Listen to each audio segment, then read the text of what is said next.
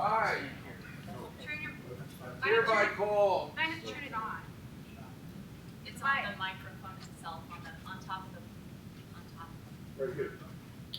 Yeah. It's French. It'll turn green when it's on. Yeah, there we go. I hereby call to order the May 31st, 2023 meeting of the City of Prescott General Plan Committee. Board members present, please state present when I call your name. Ted Gambogi, present. Terry Sapio. Present. Andre Carmen. Mary Fredrickson. Here. Ralph Hess. Here. Jim Hoffman.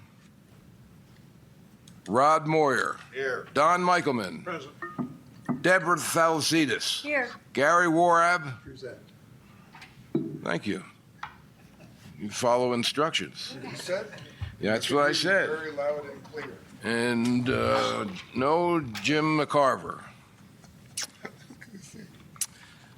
Also present is George Worley, Planning Manager, Tammy DeWitt, Community Planner, Joseph Young, City Attorney, Phil Good, Mayor, Brendan Montoya, Councilman, Eric Moore, Councilman, and Tori Dawson, City Clerk Specialist. I'm here too. Did I miss anybody? Chelsea. Oh, Chelsea Walton. Physically and mentally. Congratulations. And as Jack Nicholson once said, 2 out of 3 ain't bad. This is an open public meeting and is being recorded by the city.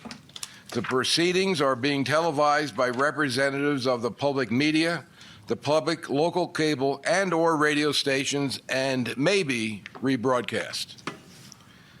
Number of board members present is, Gary, help me with this, 2, I don't do math. 2, 8, and that will require 5 votes for a majority. All parties wishing to be heard, including committee members, are required to state their name prior to speaking in order to ensure proper recordation. Members of the public are required to state their names and address for the record so we may know who is speaking and be able to contact them at a later date if necessary. Yay. So now we're moving to open call to the public. The City of Prescott welcomes public engagement, and residents may comment and address the committee on matters not included in the agenda. During the call to public, please complete a speaker card and submit it to the city prior to meeting being convened. Speakers are limited to 4 minutes, and the call to public will be limited to 40 minutes in total. Citizens are limited to addressing the committee 4 times regarding the same topic. So, Tammy, do we have any cards? No, sir.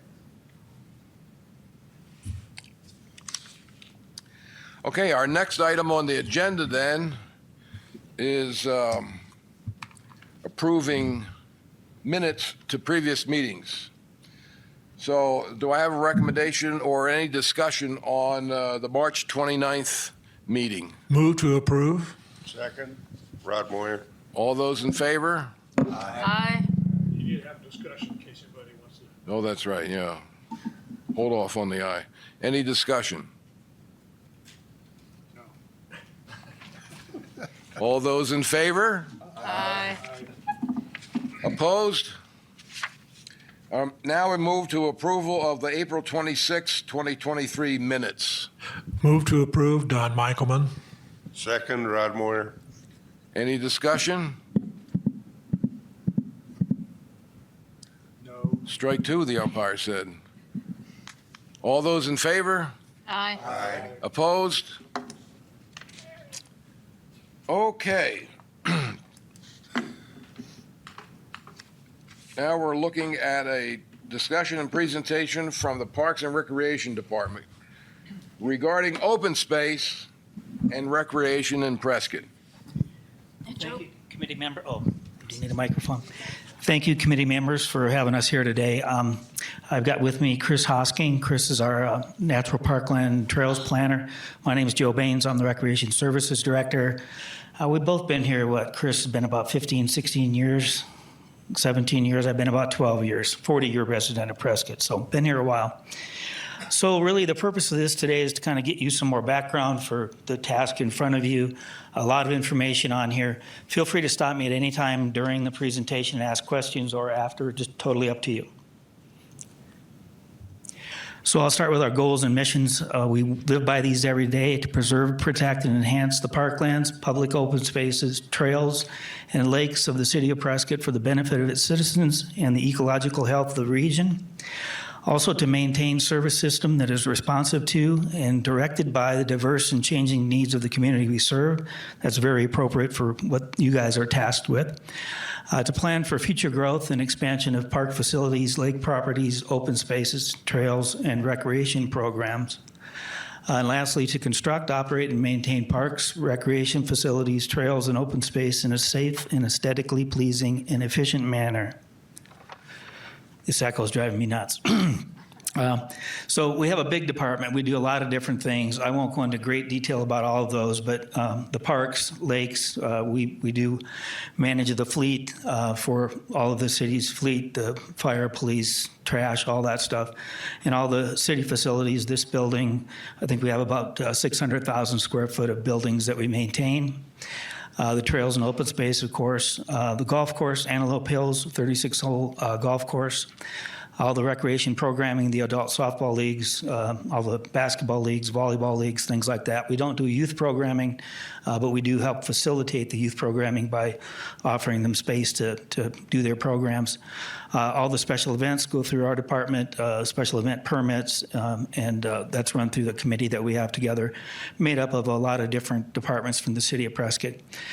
We also have the film commission that comes through our department. So lately there's been a lot more of that going on, commercials, Dick's Sporting Goods or commercial for the lottery or whatever. A lot of filming out in the Dells. So that runs through our office. We maintain all of the right-of-way landscape as well as the city buildings landscape around the city of Prescott. And as of the fiscal year, we'll be bringing the forestry crew into the Recreation Services Department. That's our wildfire mitigation group. Works, a lot of it's grant funded, but they'll be moving over to our department here at the Joe, end can of I this ask you a fiscal year. question? Yes. When you say lakes, what are, could you name the lakes? Yes. So we have Willow, Watson, Goldwater Upper, and Goldwater Lower. So 4. Oh, that's, I heard the discussion last month, I think it was, about Granite Basin. That's Prescott National Forest. and Lynx Lake? Prescott National Forest. Oh, is it? Okay. So just I'll go through a quick inventory. The 4 lakes, there's your answer right there. I knew it was on a slide coming up. The Antelope Hills Golf Course, which we do through a management contract with Indigo Golf, which is a division of Troon, but we oversee the contract. We own all the expenses. We own all the revenues. We have 4 mini parks, Pepperdine Park, Honor Island, LaRue Park, and Memorial Island. When you guys complete your general plan, we will have a map that will show the location of these as well. 4 neighborhood parks, that's Flynn Park, Acker Park, Strickland Park, and Vista Park. And then we have 8 community parks, Granite Creek Park, Kayla's Hands Park, very well-visited park, Ken Lindley Park, Bill Valley, Heritage Park, the Community Nature Center, Splash Park, and Willow Creek Park. And then we have 5 regional parks. The regional parks are more, people from all over the region or all over the state will come to. Joe, could I pause you for a second? Just a question on Kayla's Hands. It's inside Pioneer Park, but do we lease that property from the county because it's a city park inside county property, or how does that work? That's a great question, Councilman Morris. So Pioneer Park in totality is about 1,100 acres. The county maintains, or county owns part of it through what's called the Recreation and Public Purposes Act with BLM. Properties owned by the Bureau of Land Management. We manage all the facilities in there. So whether it's county or city, we manage all the facilities in there. So that's how that worked. Does that answer your question? Let's see, Pioneer Park, Watson Lake Park, Willow Lake Park, Goldwater Lake, and the rodeo grounds. And these are kind of regional, that's sort of the way they've been categorized. And these are parks that people come from all over the state or all over, the United States actually to come visit. So these are the more highly visited and the bigger properties typically. So since the last general plan, I kind of put together a list of some of the work that we've done since then, which will be updated in the new master plan or new general plan. The Splash Park, which was done a couple years ago, we did some improvements at Upper Goldwater Lake. Thank you, Ted. Upper Goldwater Lake in 2015, we added 2 ramadas and a playground there. It's been very well received. We do a lot of weddings out there, you name it, birthday parties. It's a pretty busy place. It usually, those ramadas, we have 1, 2, 3, 4 of them now. They're typically booked up for the summer in the fall. I mean, they really go pretty fast. Disc golf course. I want to take a minute here. As I go through this list, I look at Kayla's Hands, for example. That was a partnership with Kiwanis. They raised the money for that.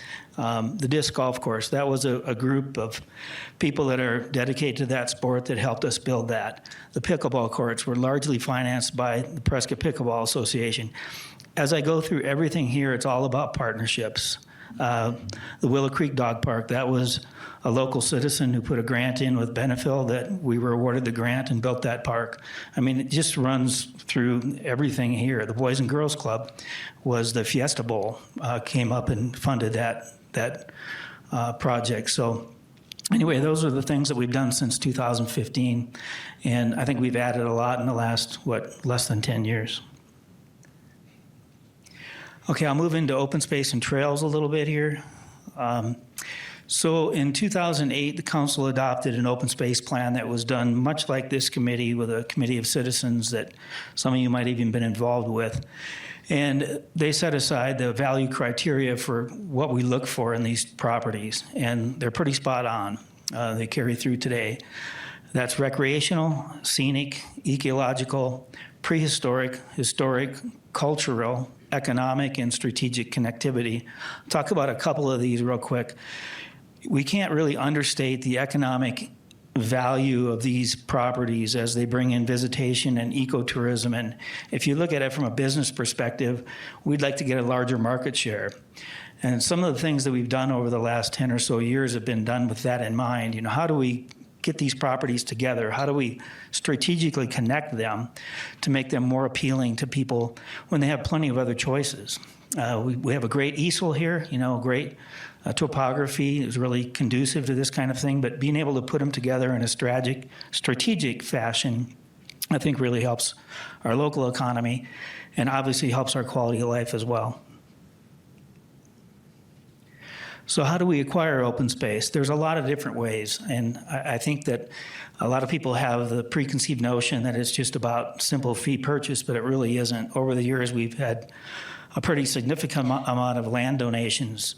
We haven't really done any land exchanges. We did talk about one land exchange a few years back with the Forest Service for some property at Goldwater Lake. It didn't come through, but it's on the table. Of course, fee simple purchases, public trail easements, we have a lot of those. License agreements, we have a lot of those, especially for trails.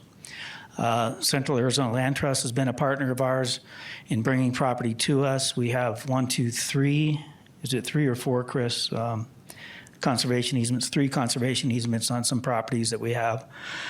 Special land use permits, this is something new with the Arizona State Trust lands in that they aren't as receptive to trail easements anymore across the state trust lands. They would rather do the special land use permits, which I understand, and we have one in process right now in North Prescott, pretty close to the Chino border. And the difference between the two really is we have the same permissions, but this then, we take care of a larger part of that property. They have, just like every agency, they have a hard time covering as much ground as they need to with the people that they have. have. So it makes sense that we would be responsible if there was graffiti or trash dumping or things like that. The state land right-of-way leases, we still do have a few of those. Public-private partnerships, that's always on the table. Development agreements, a good example of that is the Arizona Eco Development Agreement, which set aside 474 acres of the most pristine parts of the Granite Dells that there again was contiguous to properties that we had recently purchased or had just were in the process of purchasing the Storm Ranch right along the same time as that development agreement was done. So that helped put together, I think it was about 900 acres out there altogether that we put together. And then voter-approved initiatives, such as a sales tax or something like that. Our trails and open space inventory, we currently have 140 miles of non-motorized trail. That's just in the city of Prescott. That's not including the Forest Service, which adds about another 400, something like that. Pretty significant amount. And back to the partnerships, which I'll keep weaving into this thing. Partnerships with Prescott National Forest are just, they're critical, and we have a very good relationship. Yes, Mr. Gambogi. So way back when the Y closed and I did the Circle Trail, a lot of that was not in that list of 140 miles, right? Correct. Less than half of the Circle Trail lays in the city of Prescott. Most of the rest, some's in the county and some is in the Prescott National Forest Service portfolio. But we always say with our partners at Prescott National Forest, we don't want people to even know where they're at when they're on a trail, whether it's a City of Prescott trail or if it's Prescott National Forest Trail. And we have a special agreement with them, which is pretty unique across the country, and that is, a shared cost agreement, which essentially means they can use our volunteers on their property and then vice versa. So we've been able to get a lot of that done that way. Yes, Mr. Michaelman. Of the 140 miles, does the city maintain all of that 140 miles, or is it based upon where it's located? We maintain all of the 140 acres because it's within the city proper. And that's a really good question. The maintenance is pretty minimal if you build them correctly initially.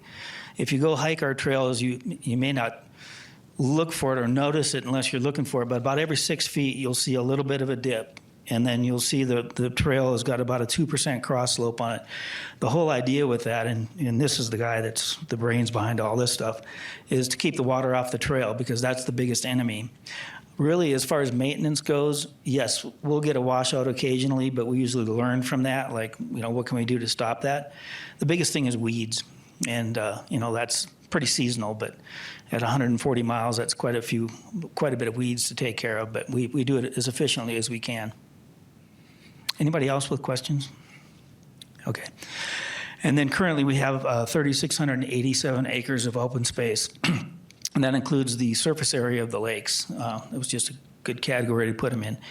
And again, they're strategically located. They're either they're bounded by each other, or there's a lineal connection via a trail to the open space pieces for the most part. Since 2015, we've built 28 miles of that 140 miles. We've acquired 942 acres of open space in the Dells, and that was what I was just referring to a couple minutes ago.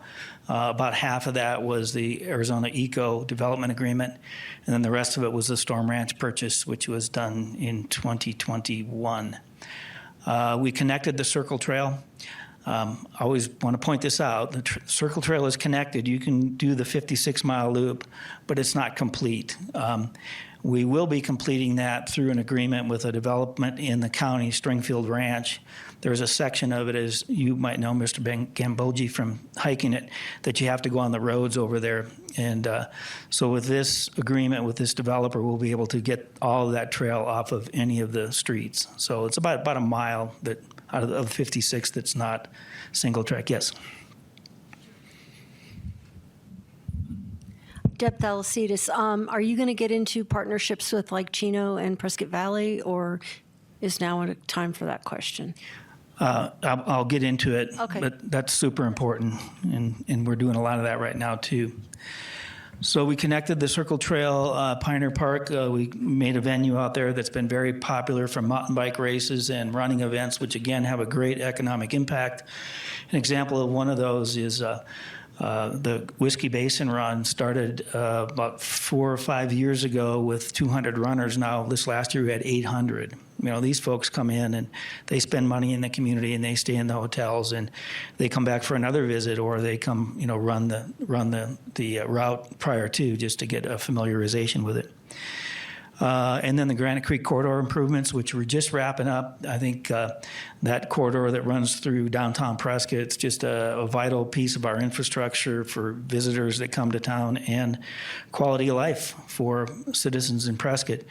It also serves as a very important corridor for a lot of the neighborhoods, the Dexter neighborhood. You see a lot of folks that go to Sprouts and shop and then, you know, from their house, so they don't have to get on a road, they don't have to get on a sidewalk. They've got that for access, for shopping and whatnot, and that's very important.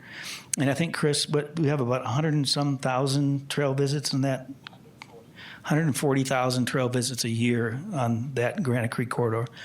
And that's going to only get bigger, I think, with what we've done.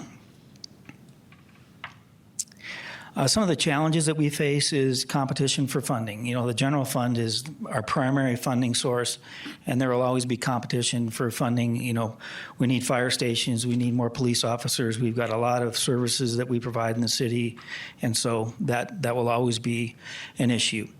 State legislative actions, elimination of the food tax, or elimination of rental tax, or any of these things that can happen at any given time that affect our general fund can also affect our abilities to be able to do more that we would like to do. And then staffing levels seems to be something that's, our retention levels aren't bad, but when we have a job opening and try to bring somebody in, the cost of living here is really driving them away. And I know it's not just us, it's all the way through a lot of the private sector as well here. Really trying to get people that can afford to live here has been very, very difficult. And then, you know, even on the seasonal level, our seasonal staffing, I think we have around 180 seasonal staff for prep and ball fields or scorekeeping or umpiring or whatever the case might be. And we really had a hard time over the last few years trying to keep up with that. Opportunities. There are plenty of opportunities. We just need to look for them. And state parks grants are something that we'll be looking at more. We did get a $1 million grant for the Granite Creek Corridor improvements that I just talked about, but we'll be doing a lot more of that. To Ms. Thalasida's question, I'll talk about it, I think, here in a slide coming up, but we're going to partner with the county in a trailhead out off of Pioneer Parkway that we're going to go for a state grant on too. Public-private partnerships, we're always open for that. You know, I'll give an example of a public-private partnership. Antelope Hills Golf Course is a public-private partnership with Indigo, where they do the managing of it, but it's our property. The rodeo grounds is another one.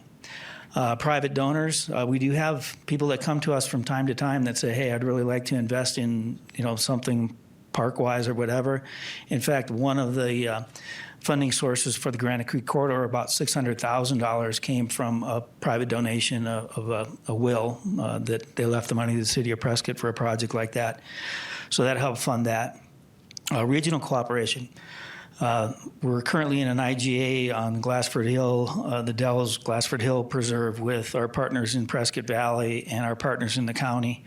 I think very, very important that, you know, us working together in a regional way is the future. We need to do more of it.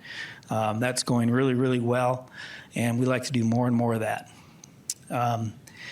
State and federal partnerships. We have a really good relationship with the State Parks Department now. They're partners and are willing to, you know, be a partner at least in, you know, thoughts and in guidance in a lot of different ways as we work through to try to build the best infrastructure that we can for quality of life in the city of Prescott. And then I mentioned this before, you know, there's always opportunity through putting these pieces together and making them appealing to increase our market share of ecotourism. This is quality of life, but it's also a business. It's also about economic development. We live on sales tax. We don't live on property tax. So this spending we can bring into the community is really something that helps us do more with less. Some upcoming projects, and a lot of these are partnerships. So the Granite Dells Regional Park, including Glassford Hill, that's the county in Prescott Valley and the state. We received an appropriation from the state, $3.5 million to be split equally between Prescott Valley and Prescott for the purchase of Glassford Hill. So there's a four-way partnership. This is thinking big, but completing the North Peavine Trail to the headwaters of the Verde River is a very realistic possibility. We have the ability to connect it to Chino Valley. Chino Valley has already secured it to north of their community there. There's a couple private property owners between, and then there's an effort underway with Trust for Public Lands to purchase the Del Rio Ranch, which is about 1,000 acres that has a lot of the old Peavine Trail on it. And then we own property on the other side where Sullivan Lake is, which is the headwaters of the Verde. So it seems like a big task, but I think it's very doable. We want to complete the Granite Dells Gateway Park. This is a park in the Granite Dells that would be what I would call the west gate to the Granite Dells Regional Park and Preserve. That one, we have the planning underway right now in this fiscal year, and hopefully we can get the funding to complete the construction over the next couple of years. That'll be a big one.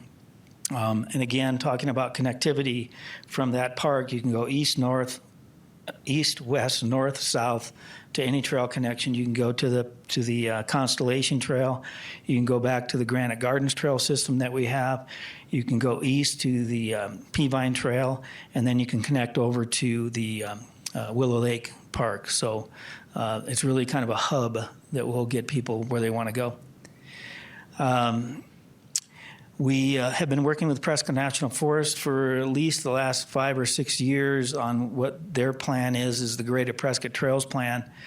And they've implemented quite a bit of that already, and there's more to come. We've partnered with them quite a bit on building trailheads. We did one in Spence Basin. We did one up by Goldwater Lake where it was on Prescott National Forest, but we worked together to build those. The Pioneer Park trailhead is with Yavapai County. They're willing to do the design and help fund it. As I mentioned before, we'll go for a state grant to help with funding that too.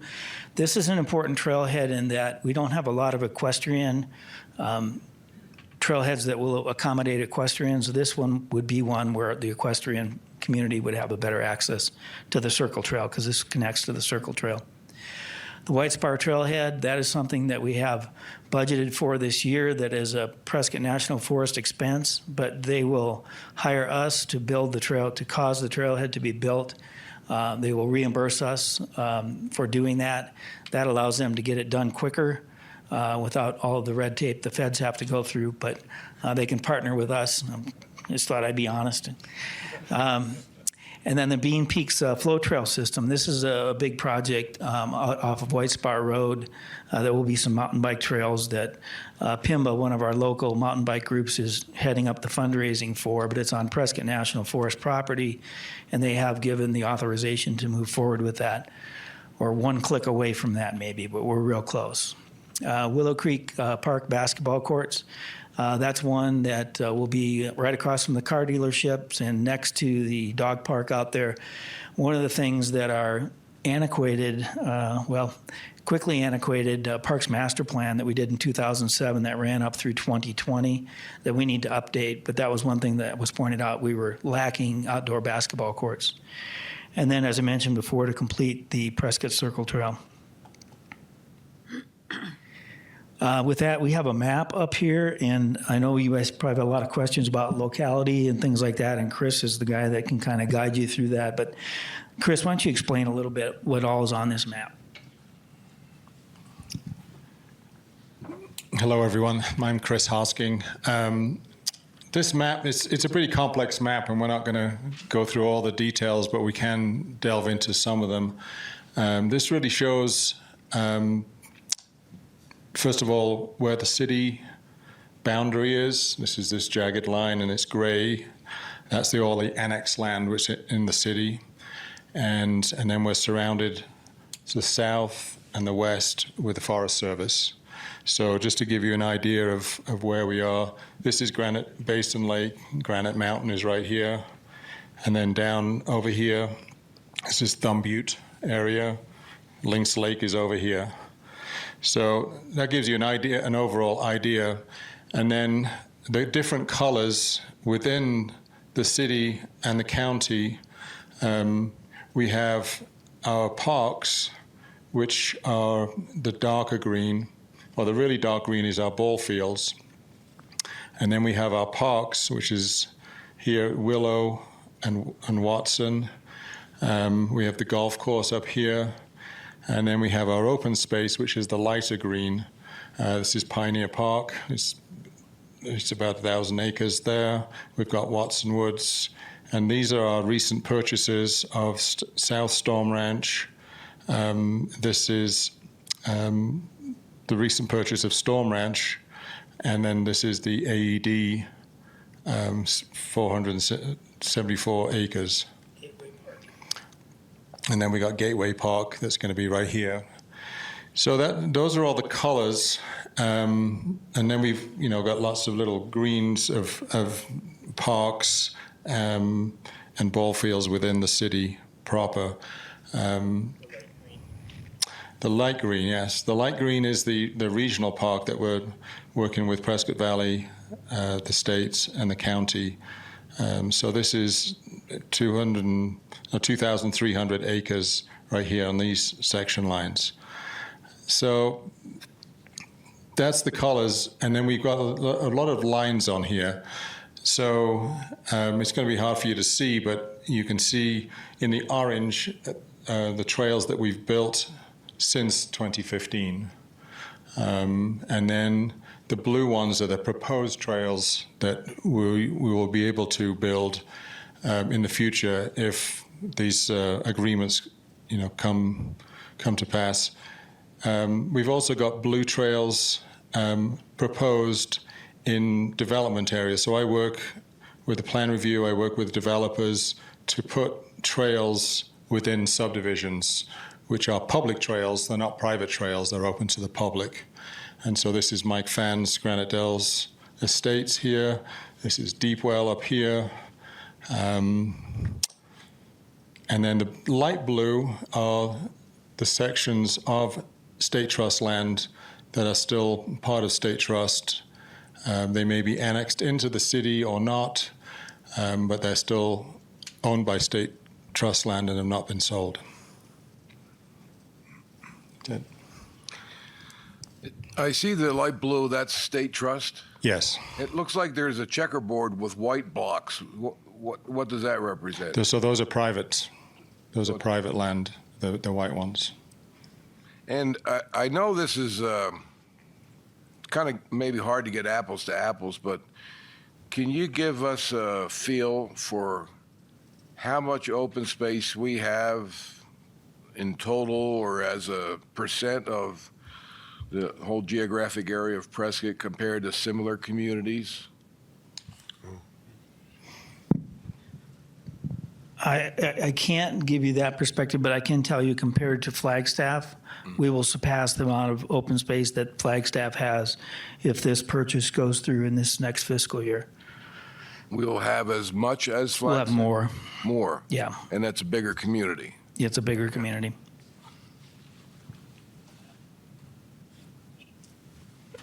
Eric Moore. Joe, the 3,947 acres, I think you said that was open space for the city. Does that include the Pioneer Parkway property, the 1,100 acres there? Is that in that 3,900? Yes, it is. Thank you.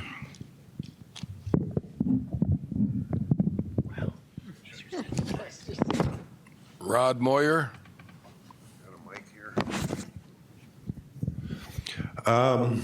The IGA lands of State Trust, there is a property called Yavapai Hills, Unit 9, I believe. Is the State Trust land to the west of that, between that and the South Storm Ranch, is that part of the IGA? It is part of the IGA. It's not part, This is Unit 9, so this is part right here. right. But that's This is the privately owned. This is the state trust land. Is it this Yeah, so it is part of the IGA, but it's not in the current fiscal year purchase. So part of the IGA is it's a 10-year agreement. We'll meet every year and talk about our priorities for the next year. So what you see in the green is our priorities for fiscal year '24. What you see in the blue is still identified in the IGA, but has not been prioritized in the fiscal year '24. Thank you. Joe? No, go ahead. Terry Sapio. So the white section that's in between the two blue, just north of Yavapai Hills, okay, that's Unit 9. Correct. Has there been any discussion about trying to obtain that land to include into the regional park? There has not been any discussions at my level. Okay. Joe? Yes. Gary Warp. Just a point of clarification, since I wear different hats as well, and you're talking about open space, including the lakes. We talked earlier, I'd like it to be clarified for the public, especially Leslie Gracer, who's here. Water. Years ago, I was involved in studies of the lakes, and originally when Watson Lake was put in 1915, the depth at the dam was 60 feet. I've helped with bathymetric study before, and depth. We're no longer anywhere near that, so our water collection system is not very good right now. It's silted like crazy. Other communities around the world that I've studied are doing things like putting gabions in the deeper water, in the streams upstream, and rock things. And that has tremendously helped with water supply, regeneration of the aquifers. Is none of that part of the purview of Parks and Rec? Is that all Public Works, the streams, beds, and the lakes, and a bathymetric study, which, by the way, is determining the actual amount of water in the lake by the depth finding? So, Mr. Warren, that's not a function of us, but I will tell you that the Granite Creek Corridor project, we did quite a bit of the in-stream improvements to help with water quality and, keep the water in the channel as much as I can. And I think, Leslie, I mean, are they waters of the U.S.? How does the stream functionality work from the city of Prescott's perspective? I put her on the spot. We'll see you in July. No, just kidding. I think for that question, really it's a collaborative of multiple departments. And so we won't have an answer for you today of how we would do that, but we watch both reservoirs, because not only are we watching for recharge purposes and high water levels and quality that goes back and forth among not just, rec services and public works, but others. It's a multifaceted question that you have, and it needs to have multiple collaborative answers. Yeah, I do know the last time I actually did a test, which is very simply just drop a weight down by the dam, we're about 18 feet missing of water quantity. So that's a lot of water. That's a lot of acre feet. So again, my studies have proven that putting gabions and rock walls to slow the water down, catch the silt, does tremendous help in our water supply and water quality as well, as Joe pointed out. Thank you. Gary, you said at the start it was 60 feet deep? At inception, 1915. And what's it now? I'm guessing about 38 to 42. So we will have Matt Killian come in do a presentation on green infrastructure. CLEMAS had a meeting today and was talking about green infrastructure and what's going on with the county and other projects. So we will have him probably in September or October come in, and that's something we will be expanding in the general plan, is to talk about green infrastructure, because that's exactly what it talks about, is for all that. Oh, thank you. Eric Moore. Joe, your presentation is very impressive, and especially looking at what the Recreation Department has accomplished since 2015 in the last general plan. The number of acres of open space that's been acquired, the number of trails that's been built, the new facilities that you've created. And as an elected official,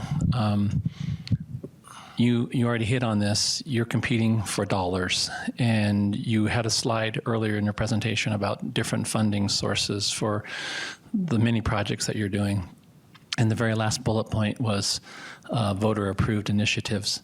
And you and I have talked, and I've made it very clear since I got elected that I would be very in favor of promoting a voter-approved initiative that would be dedicated to the acquisition of open space in the future.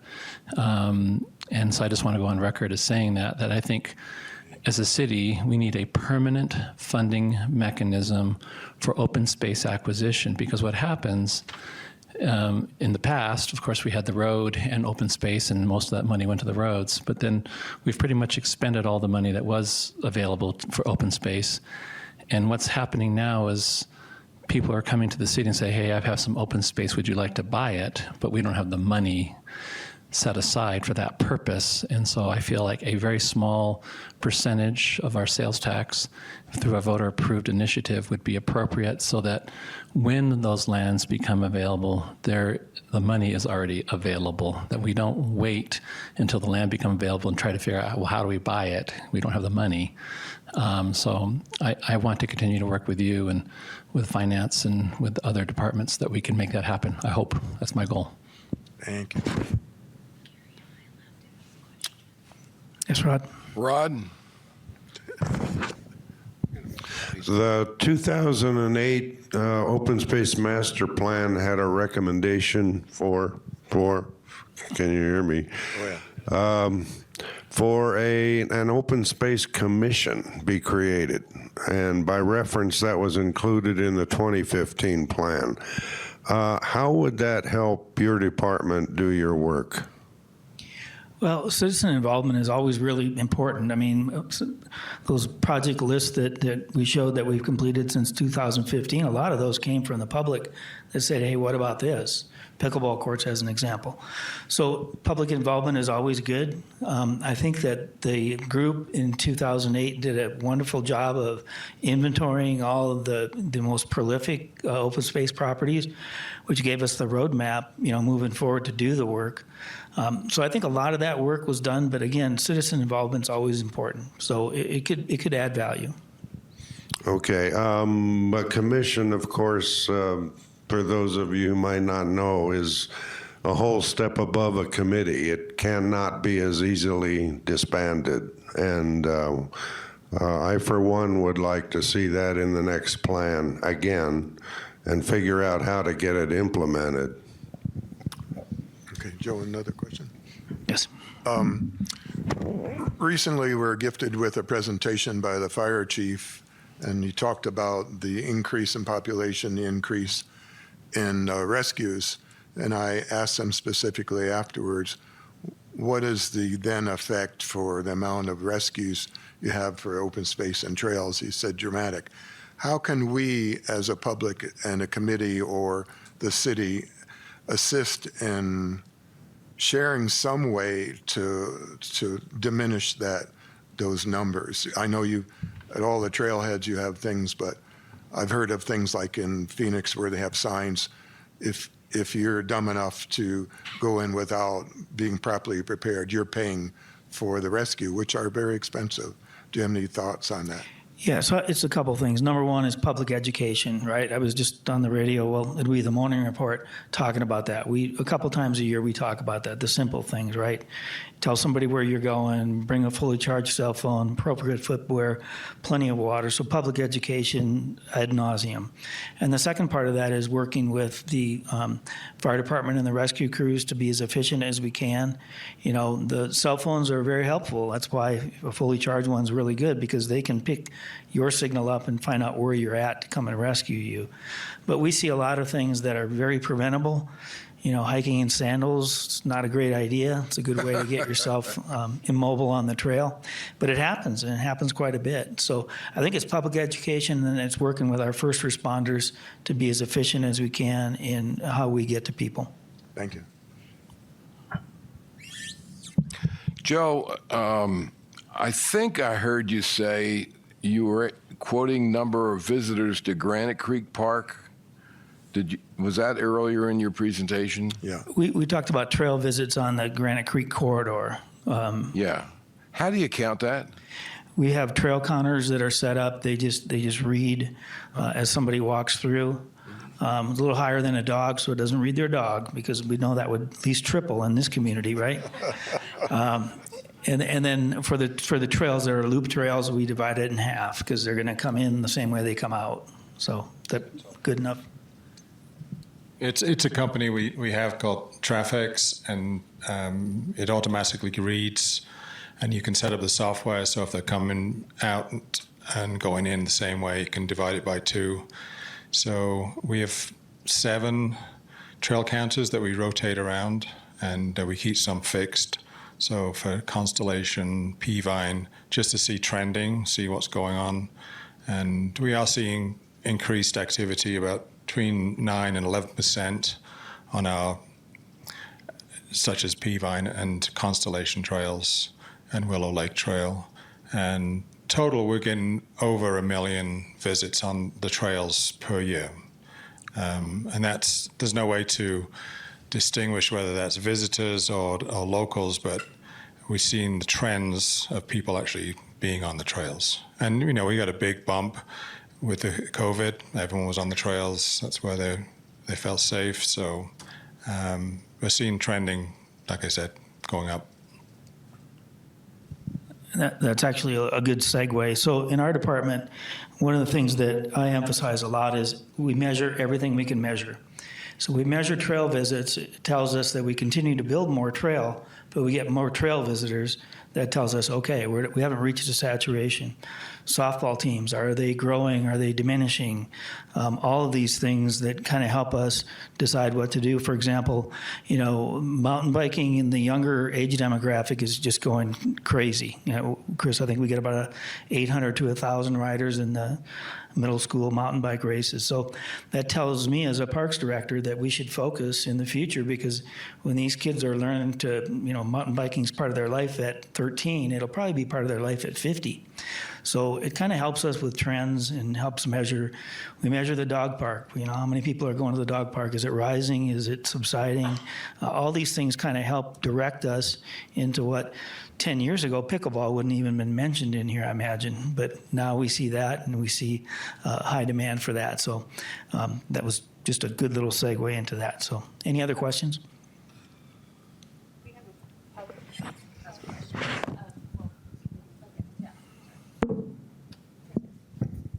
Hi, Ralph Hess. Joe, do you anticipate that this map will be the one that you submit for inclusion in the 2025 general plan?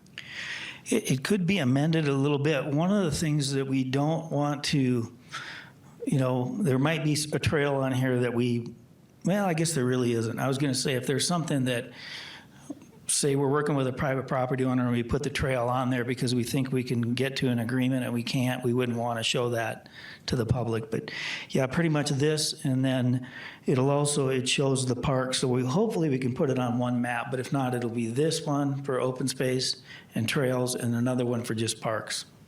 Okay, and following that up, as you know, in the 2015 general plan, there's an open space element. And I anticipate for the 2025 plan that we might be discussing and suggesting inclusion of a recreation element.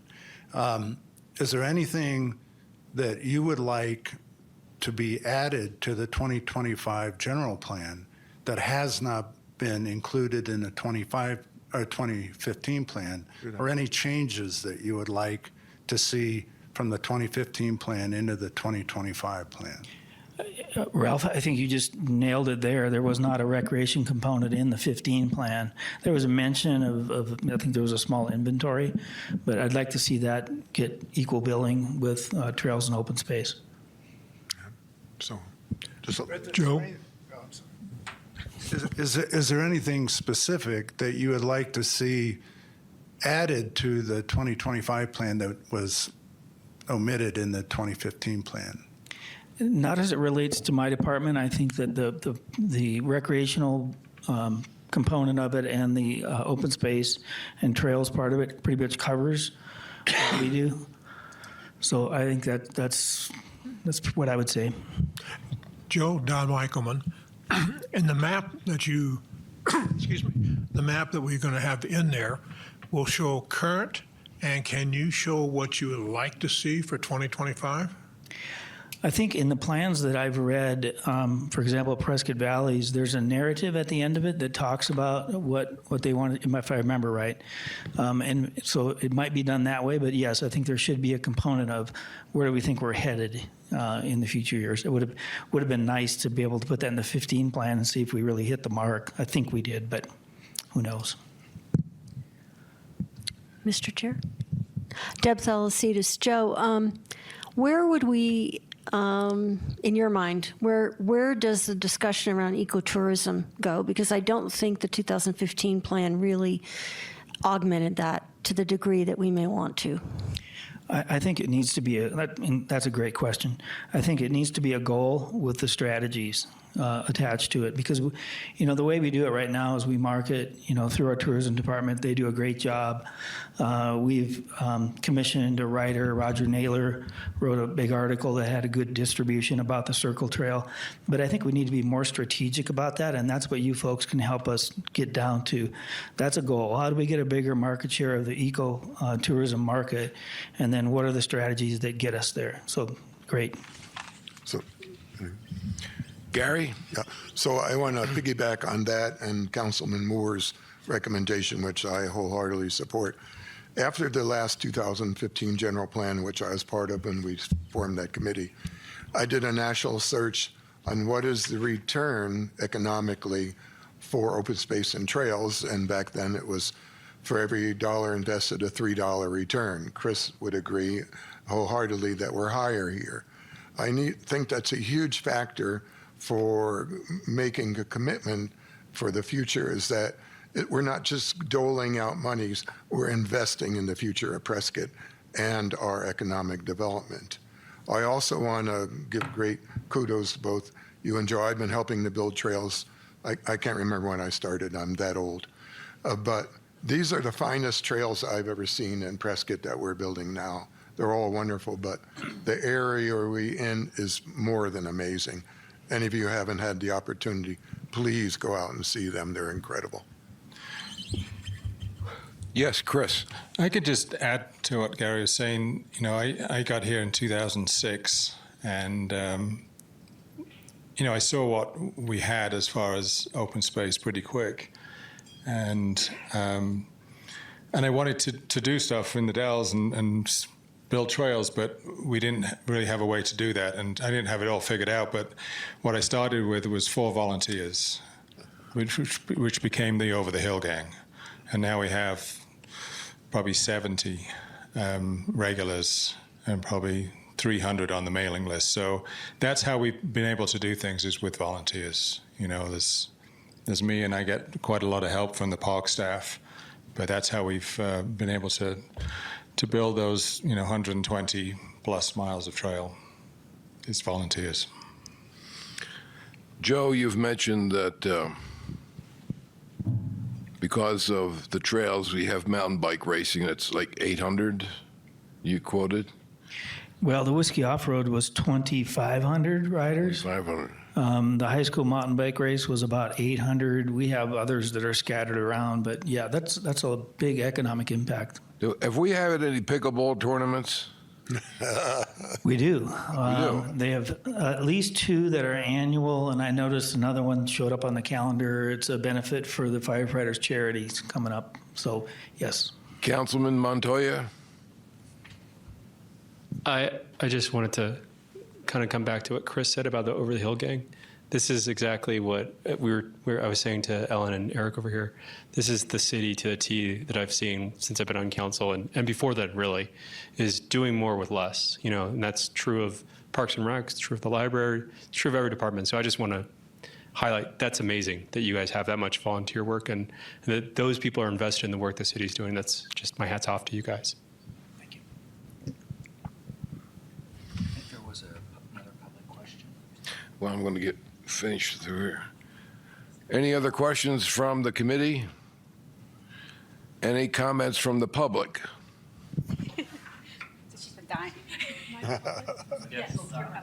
Hi, I'm Ellen Basher. And I had some questions. Ellen, could you tell us where you live for the record? I live here in Prescott. Been here 12 years. My questions was, if we're talking our general plans, are there any considerations for trails or green space within the higher concentration areas where there's high population in our city? I was looking at the map and noticed that there are some sections of our city that do not have access to parks or access to trails. And I'm wondering, I know that's more challenging because that's private land areas, but I'm wondering if the rec department or the streets and sidewalks have made considerations about how to increase access to the amazing green spaces that we have within our city. You got more than one question? Okay. Okay, perfect. Yeah, we'll always look for opportunities like that. A lot of times what will happen is there might be one or two property owners that are not receptive to something, and we're not going to force their hand. But I think for the greenways, for example, I can't even count the amount of easements that we had to get from people. I know there was 15 just from Lincoln Avenue to the rodeo grounds. There was 15 different property owners that either donated or did a trail easement or did a license agreement. But it only takes a couple to and then you just got to walk away for a little while. And then the folks that tell the good story about, hey, I did this and now it's safer, it's cleaner, there's more people that, take care of it. So to answer your question, Ellen, we'll always look for opportunities to connect our pedestrians to our great park system. And then this is Ellen Basher again. I also heard from our tourism department recently that they're able to monitor how folks use our parks and then where they go before and after and spend money in our community. However, they did say that this type of monitoring and data collection came with a cost. So I'm wondering if that's a consideration for general plan budgeting, is to, like your question about ecotourism, is how can we monitor the ways in which engagement with our green spaces translates to economic engagement in the broader community? Yeah, and you're talking about geofencing, and I don't want to speak for tourism, but I believe that they've budgeted for it for at least the last 2 years, and my inclination is that they'll continue because it's valuable information. We had the Pure Imagination Festival out at Watson Lake a couple weeks ago, and while we get car counts, we want to be able to reference that back and make sure that we're accurate. So it's helpful with all of that. So good question. Thank you. And then as we're planning new open space and new trails coming in here, I know that a lot of these contain features and elements, and I'm wondering how the rec department in our city will go about prioritizing which demographics have features that serve them, such as wheelchair accessibility or play features for certain ages. Or other features like that. How do we decide as a community in our plans the features and what demographics they serve? Another great question. So a good example of this, I think, is the Granite Dells Gateway Park. As a part of our planning process, we're doing outreach to the schools. We want to see what if the kids had to design the play features in there, understanding it's a natural park, it's not swing sets, and it's not ball fields. What would they like to see? So we're engaging with them. We're engaging with the public. I think we'll have 3 public meetings. So trying to get a read on what the community wants, because we're building it, for the community, is important. And as far as the ADA accessibility, that's one of the things that I really want to focus on in the Granite Dells Gateway Park. Is that the way I see that is, the Dells are for everybody, but this can be the hub where people go. And if they're less ambulatory, they still have activities they can do. That there's room for them to get out around the proposed lake that'll be ADA friendly. I'll admit we're at a deficit for good ADA pathways. They're pretty limited. We've got one we'll be starting here next month at the Community Nature Center, which will be a great addition, but we're pretty limited on those, and I think we need to do a better job of that. This is Ellen Basher. My other question was about the general plan and its relationship to the recreation department's plan. I know that creating a recreation department plan costs a lot of money. Prescott Valley's was a huge investment, but is really phenomenal guidance for their Parks and Rec. So I'm wondering if we're talking about financial investments, what that might look like to have a professional recreation department plan as a goal for our city. Another great question. So I have budgeted in my 5-year plan in the next fiscal year to update our Parks and Recreation Master Plan. They are expensive. What I would like to do is a hybrid version where we do some contracting to give us get us headed down the road, but then get citizen input to sort of finish the rest of that. I had considered doing it during the general plan discussions, but I really think that as you guys get through your discovery and go through everything that you've got to do, it's probably one more thing that I'll be able to glean some things from the general plan that'll help in the process, but I didn't want to make it part of this process. But I do have it budgeted for next year if it's funded to move forward with that. And we would have some professional engagement with that too, because it helps head you down the road. Okay. In the heart of our community is the Yavapai Prescott Indian Tribe, and I noticed that we do not have trails and open space connecting or through that, and I understand land management and decisions of tribal sovereignty, create challenges within that connection. I'm wondering if our general plan or our recreation department plans include time or resources invested in that relationship or any co-development in those areas. The door is always open.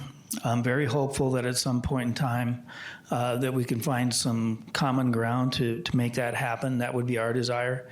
A good example of that would be we could conceivably connect the Greenways Trail to the Peavine Trail if we were able to get through the tribal land, which would be really nice to be able to go from downtown Prescott out to the Dells with a non-motorized trail system. But our door is always open. They're part of our community. We have a good relationship with them, but we also understand their sovereignty. Okay. Thank you. I have a question for the attorney. Gary? So this is a question for you. Last general plan, we did have a Trails Open Space Subcommittee and got spanked this year. What if Joe and Chris were open to having that again? How do we do that legally as a representative of the committee? If you're asking, sorry. Joseph Young, City Attorney. If the question is how can we do it, you work through your staff liaisons to set it up. You have to work with the clerk's office to announce it. Really, the only legal concern is that notice be sufficient. And it's the same notice as this. So that's the only legal question, really. Mr. Chair, if I can address that as well. So Gary, we'll be talking about that a little bit later on when we go through the matrix together. There are some options, but also committee members can be champions within the community. So we run into the legal issue when more than two of you get together, or two or more of you get together. But that won't preclude you as a committee member from speaking with Chris and with Joe and with other interested community stakeholders. The open meeting law does not apply to gatherings of that nature. So we'll be discussing that a little bit later on in the agenda, but there is opportunity for that. Yeah, I asked that not just for Trails Open Space, but one of my responses to the survey was, if we have a passion, we should be able to follow through on that related to the general plan and not be inhibited by, oh, I don't know if I can do that or not. So again, your answer is one's the lucky number then. Ralph Hess. Ralph Hess. Follow up to the question and answer regarding getting trails through the populated areas where you get a number of private property owners to agree to the trail, but you have a couple that might not be willing to agree to it. that put a, stop the trail being completed. Have you ever considered using the city's power of eminent domain in those rare instances, as we do with road windings, for instance, to complete a trail if it, would benefit the system? That's certainly a policy decision. We've not gotten to a point where we felt like that was advantageous, but that's not to say that it's off the table, as you pointed out. But brings me to another point. The way to do this is with working with the developers like Chris does on almost a daily basis, Deepwell Ranch, all these new developments, to get those trail easements in there before you get the one or two that want to block it. The door swings both ways. Mike Phan's subdivision, for example, is the amenity is the trails. So they're all receptive to that. To get those in there early on so you don't have that problem. So it's more difficult in the older parts of town. But to answer your question, that is certainly a tool in the toolbox, but that's a policy decision.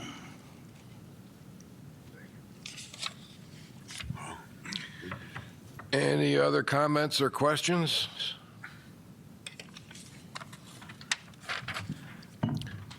Do we have any staff updates? All right. Thank you, everybody. Appreciate it. Thank you, Joe.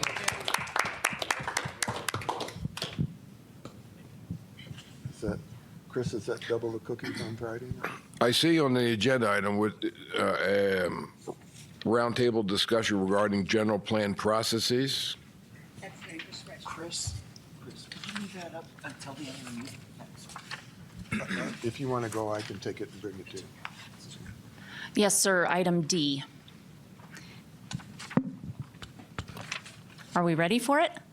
Yeah. All right. Fabulous. So first of all, to address kind of what happened at the last committee meeting, I mentioned it in a recent email to you all.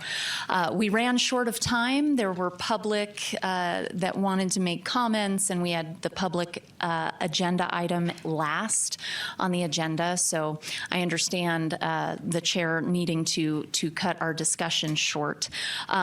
I hope that I think we have this space for a while, and with being through public comment, I would really like to get through this, all of these items with you. I'm going to take you through how it's organized, and then we're going to hit the highlights of what's completed on here. We're not going to go item through item of all 49 items. There are some that have future implications as far as, discussions on future elements and how they're written. Those don't have to be discussed today. But what I've done is taken all of the thoughts that you provided via email in answering each of the roundtable discussion topics. So you'll see that in the upper right corner of the spreadsheet. Those are the topics 1 through 4. And then those correspond on the the second to the left column, the topics. Chelsea, we don't all have that handout, and that's really hard to read. Oh, it's in the packet. I apologize. The problem was the left side of that was cut off. Yeah. Oh, I had to ask Tammy, and I printed it out. okay. Yeah, can we print those out? Who all needs one? I see you have one, so we need 1, Yes, you could. Yeah, I couldn't print it out. 2, 3. I have one too.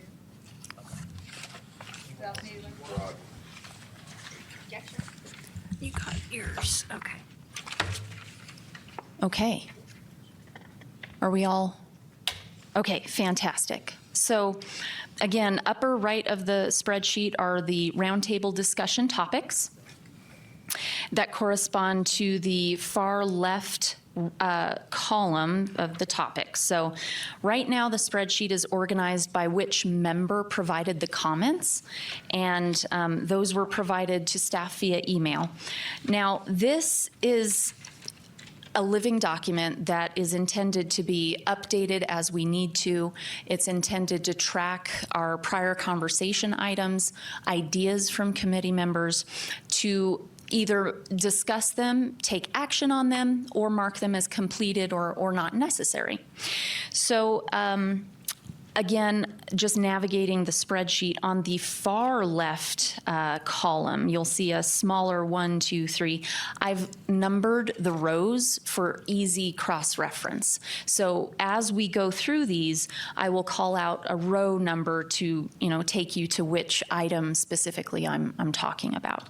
So again, all of these items, 1 through 49, have been taken from the feedback we received at the last meeting, where we talked and we were writing on the large pieces of paper together, but then also the emails that we received at the chair's request for further input. So what I'm going to do now is take you through some items that are easy to kind of knock off the list. Items that require further discussion we'll leave kind of later on in the agenda. So for starters, I would like you to flip to row 13. It's on page 19 of the packet. So row 13. This has to do with the major plan definition, and Don Michaelman was the generator of this particular item, but I have it marked as complete because the recommendation from this body went to the Charter Review Committee. Now, that had to do with the going to a public vote. That item, there is further discussion on what the committee defines as a major plan definition. I marked that item as complete because Don mentioned that he feels the definition is fine. It does need to go to a vote, and that recommendation was made to the Charter Review Committee. And again, these are my distillation of ideas from what I received at the last meeting, the discussions in prior meetings, as well as what I received via email. So the next... Chelsea, Yes. I need a clarification on that, Deb Thalassides. So you're saying that we voted on that the major plan definition was fine? No. We voted, this committee voted on making a recommendation to the Charter Review Committee that the public vote, a major plan amendment should go to a public vote. Okay, that's not what the main thought says. It says major plan definition is fine, and I just didn't recall voting on that. No. And you're saying it's complete. The vote was for the public comment or the public vote to go to a ballot whenever there's a major plan amendment. Don's comment was he felt the definition was fine. So this item was labeled under his name. He felt the definition was fine, but that the item should go for a public vote, that major plan amendments should go for a public vote. And to kind of add on to that, if you look further down in the spreadsheet on row 21, same page, Ralph gives us a good definition of what he thinks the major plan amendment should be redefined as. So that one is marked as future discussion because this committee has not voted on what they think the definition should be. Okay, I just think that the 13, row 13 is misleading because it conflicts with row, whatever Ralph's role was, row 21. So these are input from specific committee members. So Well, I guess, rather than saying complete, maybe you need to say C number 21, C row 21. Okay. Because I think you'd read that and you'd think, okay, we're not going to talk about the major plan definition, and yet another committee member said, yeah, we still need to talk about that. That's an open issue. Right. My hope is to not inundate the spreadsheet with a lot of items. By marking this one complete, at the end of this session, I intend to move all of the items down so that we don't have a whole lot of information. I understand what you're saying, and so maybe the status shouldn't be complete, but partial pending because of that further discussion. But I do think it's important to reflect that per Don's comments received via email, he felt the major plan definition was fine. If there's a better way, we can definitely discuss it. And like I said, this spreadsheet is supposed to be a tool. And if there's things you want to change about it, please let me know. If there's ways that it can be clearer, let me know. It's intended to be a tool for this body to use to capture each other's comments, as well as figure out future action items and things you'd like to discuss. Maybe you need to say complete/future discussion.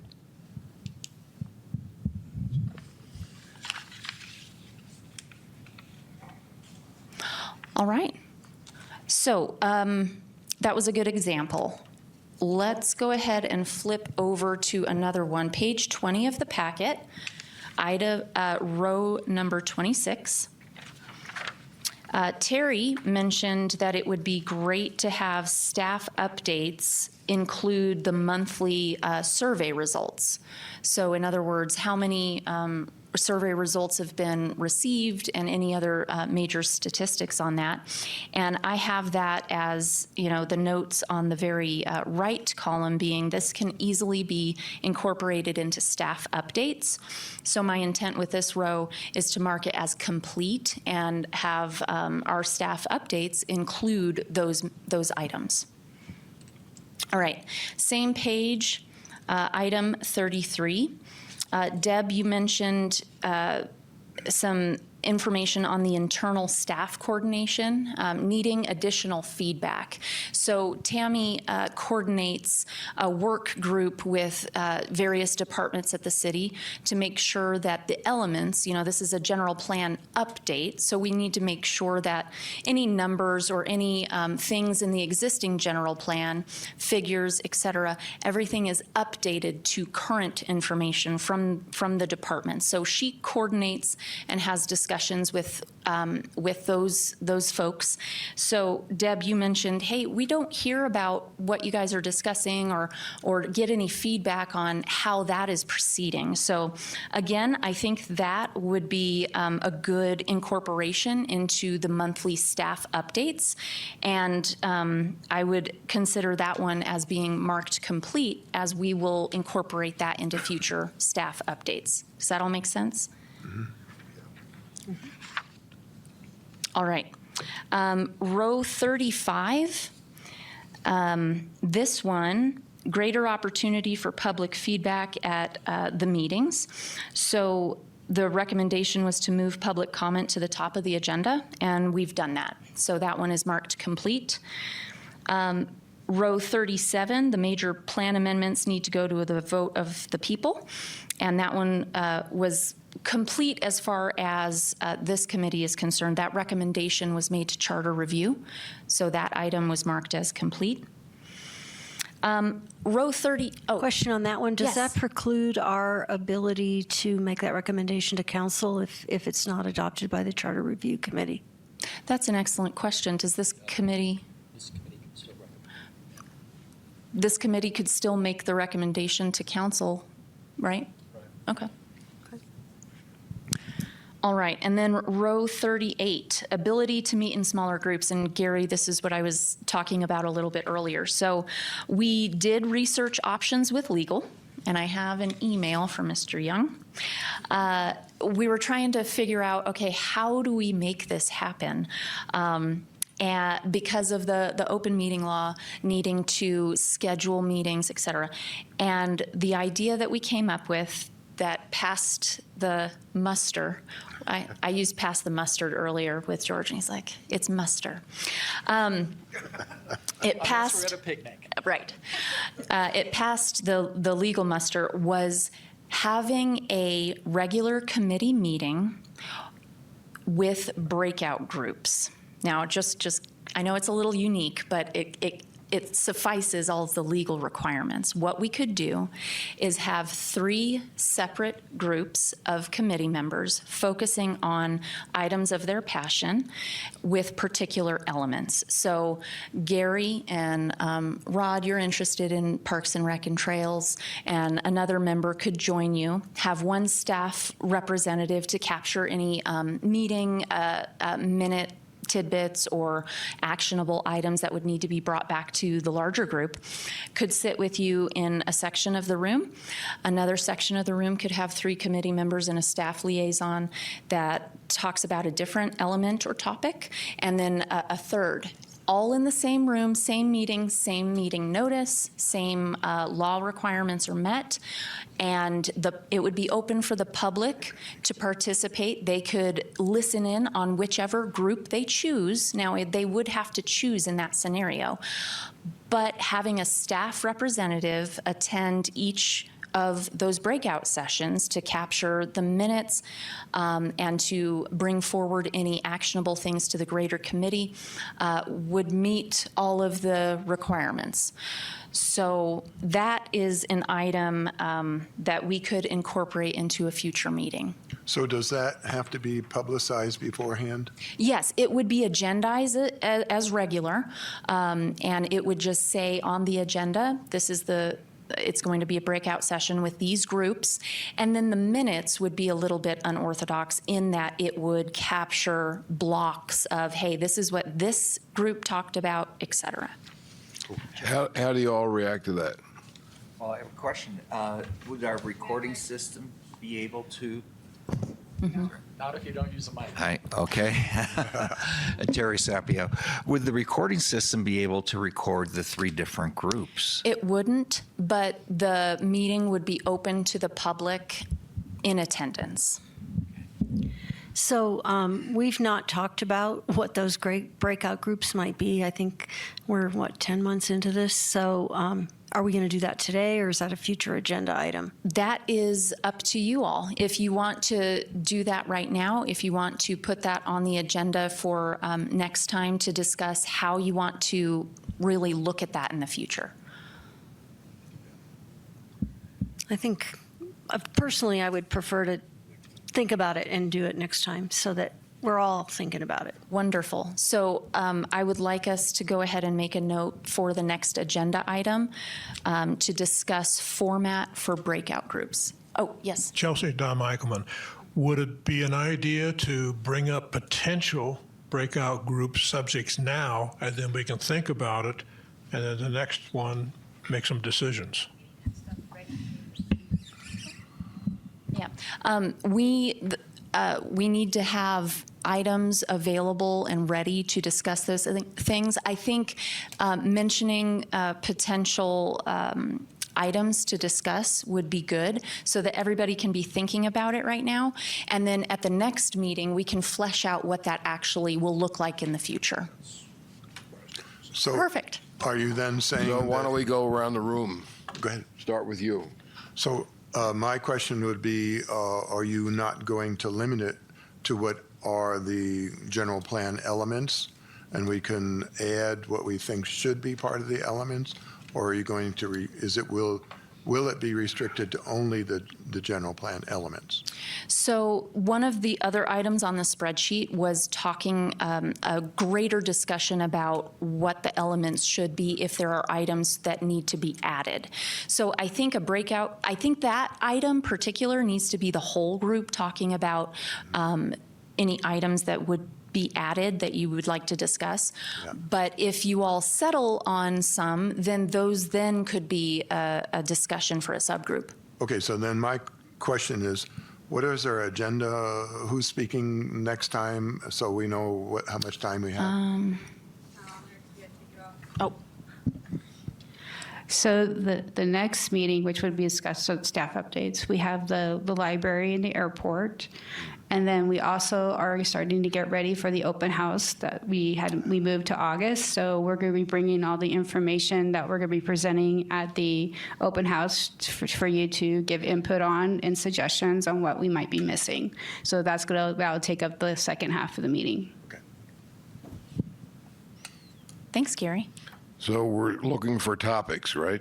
Well, right now, I think we're just discussing the idea of the breakout group. Do you want to incorporate the topics as well? Don, wasn't that your suggestion? My suggestion was that we bring up ideas for topics, think about it, then at our next meeting, we can be a little more definitive and put it in agendas and so forth. Would you like to begin?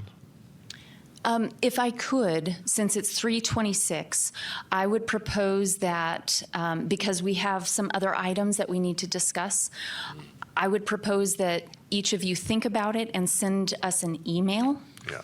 And we'll collect those items and Will put them that in the work for packet. everybody? Yes. Okay. So I think we're still going around the room just hearing people's thoughts on the breakout groups. Is that right, sir? Thumbs up from Deb. Ted, are we good with discussing this next time? Yeah. Sure. We're good? Okay, fabulous. Ralph, does that sound good to you, sir? Oh, Shocking. I was making a note. as far as the breakout groups, does that plan and how we're proposing it make Oh, sure. sense? Okay, okay. Wonderful. Good. All right. Well, thank you for that. We will look for emails from you on breakout session topics. They're sending emails to you, is that right? Okay. Yeah, would you please send those emails to Tammy? We'll collect them and get them in the packet for next time. Okay, so we are going to flip to page 21 of the packet. Row 42, agenda setting process and creating items, questions, input. So this page is full of input received from, quote, various. These are items that we took off of the notes that we made at the prior roundtable. So row 42 is marked as complete because we have each of the committee members now providing input on upcoming agendas via the current meeting. So part of our each agenda at the end is we're going to talk about the next meeting, the date, and apologies. We transitioned to the clerk's office new software system for inputting our agendas. So our topic and like Tammy mentioned, the library, that didn't make it onto this agenda. It will in future agendas. So we'll verbally, later on in this agenda, go through those items and give you opportunity to add and provide us feedback on that. Okay, so I'd like to flip back now to page 18, which is the first page of the spreadsheet, and we're going to knock out items row number 1 and 2. And this was Gary. Mentioned department presentations with opportunity for the committee members to submit questions for speakers beforehand. I think that's easily attainable, and I would encourage the committee, as we discuss the next agenda item, that you please send us any questions that you would have initially. It would be great if we received those prior to the agenda being publicized, just to give the speakers enough time to really, if they need to research anything for your particular question, it would give them time to come prepared for that. Yeah. We would still be able to ask questions during the meeting too, because a lot of times the presentation generates the question. Yes. Gary just wanted to point out that if they had some initial questions that might require research or other information, that it would be good to have opportunity to do that. Yeah, perfect example of the questions I asked Joe and Chris. I already preempted them. I thought it was only fair that they be prepared rather than not blindsided, but be prepared to give a full and descriptive answer. If you can, great, but to Don's point, these are meant for a good dialogue and an understanding, so feel free to continue to ask questions the way you do during the time together. All right, the other item on row 2, connecting members to elements of their interest and passion. Again, I would almost mark this as complete as we discussed this session, that, you know, you are champions of this plan in the community with the groups that Ted had asked everybody to provide input on. You're champions in those areas, and getting input from members outside of this committee, you feel free to do that. And then inside the committee, discussing with each other. At the larger session, absolutely provide staff the opportunity to add future agenda items if that's the way you want to do it, or with the subgroups if you want to make sure there's a subgroup with your passion. I think that's a way to accomplish that goal. Yeah, my purpose in writing this was, I know the passions I have for open space trails, Rod, other people do, and I think that it should be incredibly encouraged that if we have a passion related to the elements, we shouldn't hesitate to say, I want to form that committee. But you've already gone past that, and we will break off into subgroups, which I think is extremely important. Again, the only element that was fully documented in the last general plan was trails open space. Gotcha. And it needs to be all of them. And the public needs to be extremely involved or extremely aware that this just isn't us sitting up there, which we don't do anymore. We want the public involved, and we want to be involved. Right. So thank you for that. Wonderful. Oh, Ralph. Here. Okay. Hey. Ralph Hess. I want to go back to line 1. One of the things that I think would be helpful in future presentations, beginning with the next one, would be for the presenters to not only educate us on whatever their particular area is, but also to distinguish what they would like with regard to the 2015 general plan and what they would like included in the 2025 general plan, because frankly, I'm going to forget probably a lot of what I learned today other than looking at this map over and over again. So it would be helpful as we prepare for our conversations regarding what should be included in the elements of the 2025 plan to hear during that presentation the key high points that each of the presenters think is important to include in the 2025 plan. Thank you. Oh, yeah, and then Ron had a question. In response to Ralph's concern about that, we will certainly do that, but we are also, as we mentioned, having the various departments review the elements that they have some input into or maybe fully responsible for. So they're putting input into the plan at their stage, their review stage too. So they're really going to get multiple opportunities to have input into the plan in this public meeting and also in the staff reviews of each of those elements. Yeah, that's great. But I think it would be helpful to have that during the presentations, so we can have that information as we go back to it during the public meetings, reinforces whatever they presented on multiple occasions. Thank you. Yeah, Rod Moyer. I think Ralph's question of, I'm too loud. Ralph's question of Joe was a great one, but it's also a perfect example, I think, of what they should be warned about ahead of time, that we would like to know how the 2025 plan could help them. And I've been doing that at our monthly meetings. Good.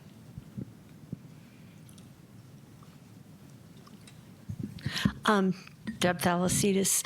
So I'm a forest person, not a tree person. And I'm really struggling with how all of this fits together. Is it possible for staff to give us at least an outline of the elements you see in the 2025 plan that you're discussing with departments, and give us your ideas of what may be missing that we would want to add? And then we can provide feedback into that. We may say, well, yeah, maybe we can put these two together and you can tell us why we can't, or we can say, hey, we think this is totally missing. Because we're talking about specifics, but I don't have a roadmap. And all I'm looking for is like bullet points. I'm not looking for it to be fully fleshed out. Yes. So that is a great great comment, and we did capture that from your comments. If you look at page 20, item or row 31, discuss what elements the GP committee members would like to add, but I'd like to amend that to and what are currently being discussed. And perhaps we can put that on the next agenda item, or the next agenda, as that, in my opinion, is somewhat time sensitive in, we need to discuss that pretty early on. So I'm going to mark that one as next agenda. Thank you. For June 28. Wonderful. Okay, I promise we're going to get through this. Let's flip. Okay, so Sometime before 5. it will be before 5 p.m. I think I can commit to that. All right. So we are on page 19 of the packet, page 2 of the spreadsheet, and row 18. We're going to talk about one of Ralph's comments. Define committee members' staff roles. And this item, I was going back through the earlier presentations that staff made to this committee, thinking about what the desired output for this would be to get us all on the same page. So there was a presentation made at the September, I believe it was the September 28th meeting, and that PowerPoint really spoke to this item, and I did put it in the folder. If IT is listening, they could. No, actually, Oh, never mind. maybe we deleted it. Oh, okay. Okay, no problem, no problem. So what I'll do is I'll email that out, the PowerPoint that speaks to just a broad brush. Here's what committee members are responsible for. Here's what staff is responsible for. It kind of gives the roadmap of roles and responsibilities. But as to kind of speaking to this item, is this something that we want on a future agenda? And if so, is there a particular output or format that the committee would like to see this in? Ralph, you want to speak to that? No, I don't. I really don't have anything further to add to it. I'd like to see the PowerPoint slide Okay. that reflects this, and perhaps I will address it. Wonderful. Maybe not, but we can see. Okay, fabulous. And then you can just provide, let me know what further questions or comments we have. Okay, the next item I'd like to discuss spans a couple of rows, because this was input provided by Ralph as well as Deb on the next page. But if you look at row 20, greater facilitation of committee work sessions via a third-party facilitator. So my action or takeaways would be to really discuss and define a scope and what the intended outcome would be. I know we discussed this at the March meeting, and the vote was that I facilitate a work session, which I did at the April meeting. But if it sounds like there's more needed or more required, I'd like to put it to a vote and really define the scope, because in my mind, just kind of with a planner hat on, facilitation can mean anything from a work group meeting to helping write the plan and facilitate public outreach meetings. And the budget impact on that spectrum could be anywhere from $1,000 to $250,000. So really drilling into that item would help me figure out what the path forward would be. So I think if we can get a better definition of the scope, and to do that, I went back to meeting minutes from, I believe it was the March 29th meeting. And Ralph, you mentioned that the facilitator would help with periodic workshops to overcome any possible obstacles.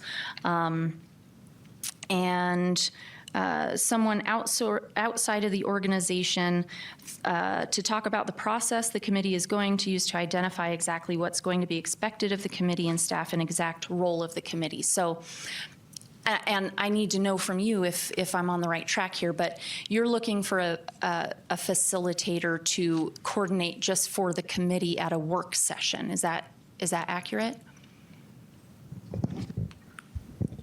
Ralph Hess. No, not really. What I had intended when I presented that was I felt that there was a definite lack of cooperation between, or collaboration, or what I would say is collaboration between the staff and the members of the committee. Primarily, staff was dictating the course of action, and committee members would be responding to it. It began initially when we didn't have a chair for the committee. Subsequently, agendas were being set by staff, and I think it's pretty well recognized that whoever sets the agenda controls the discussion.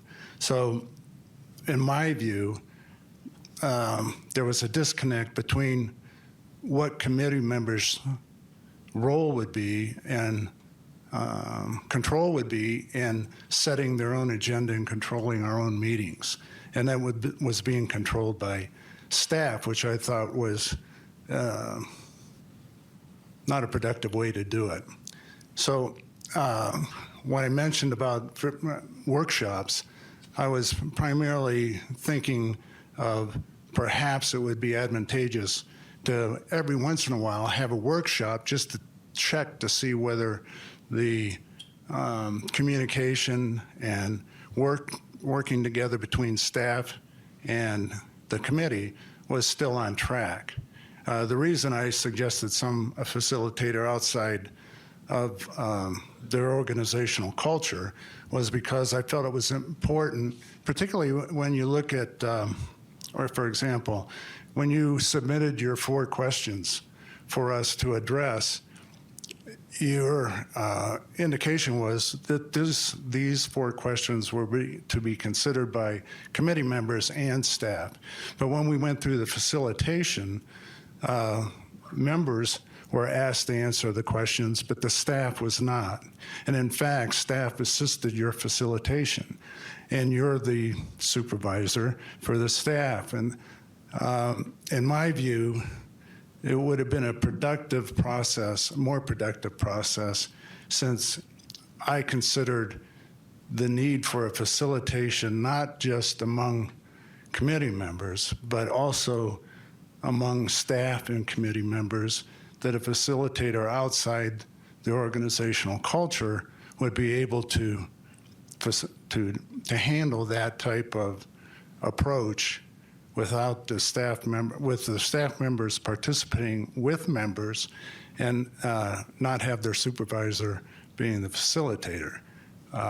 There's more to it than that, but I think that might answer your question. Okay, just a follow-up. So would you say that we've gotten better as far as it relates to input and communication and dialogue? I think there's been an improvement. Okay. Yes.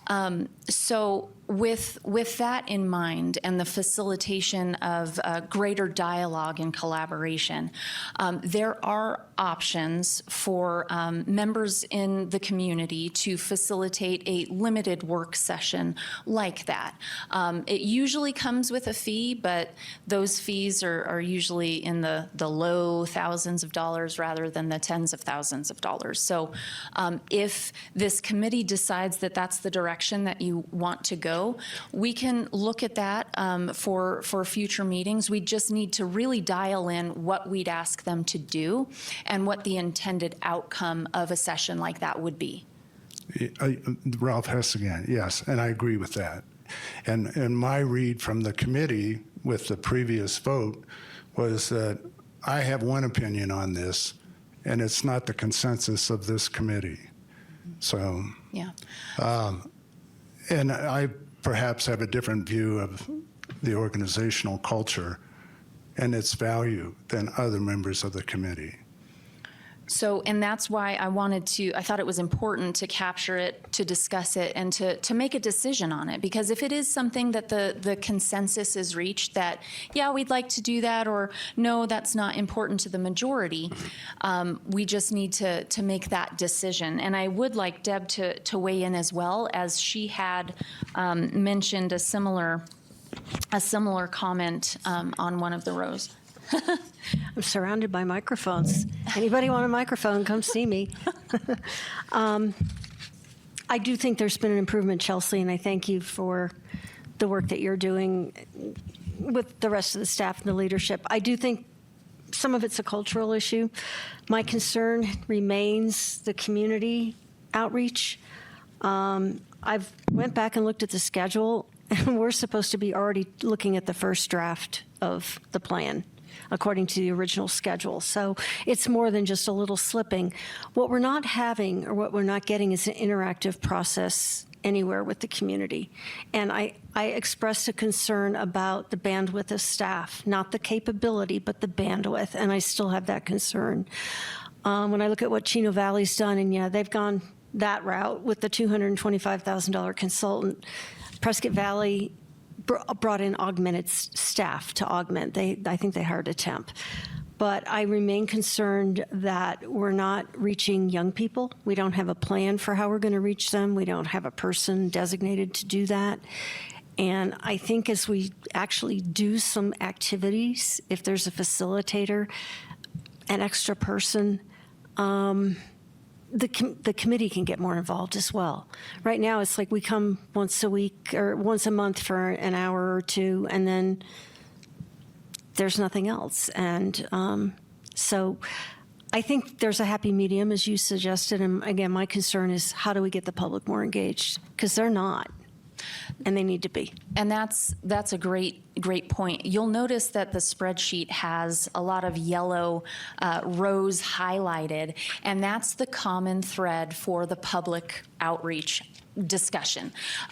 Many of the members had great input as to public outreach, and you can see from just looking through these pages that that's an item at the top of the list.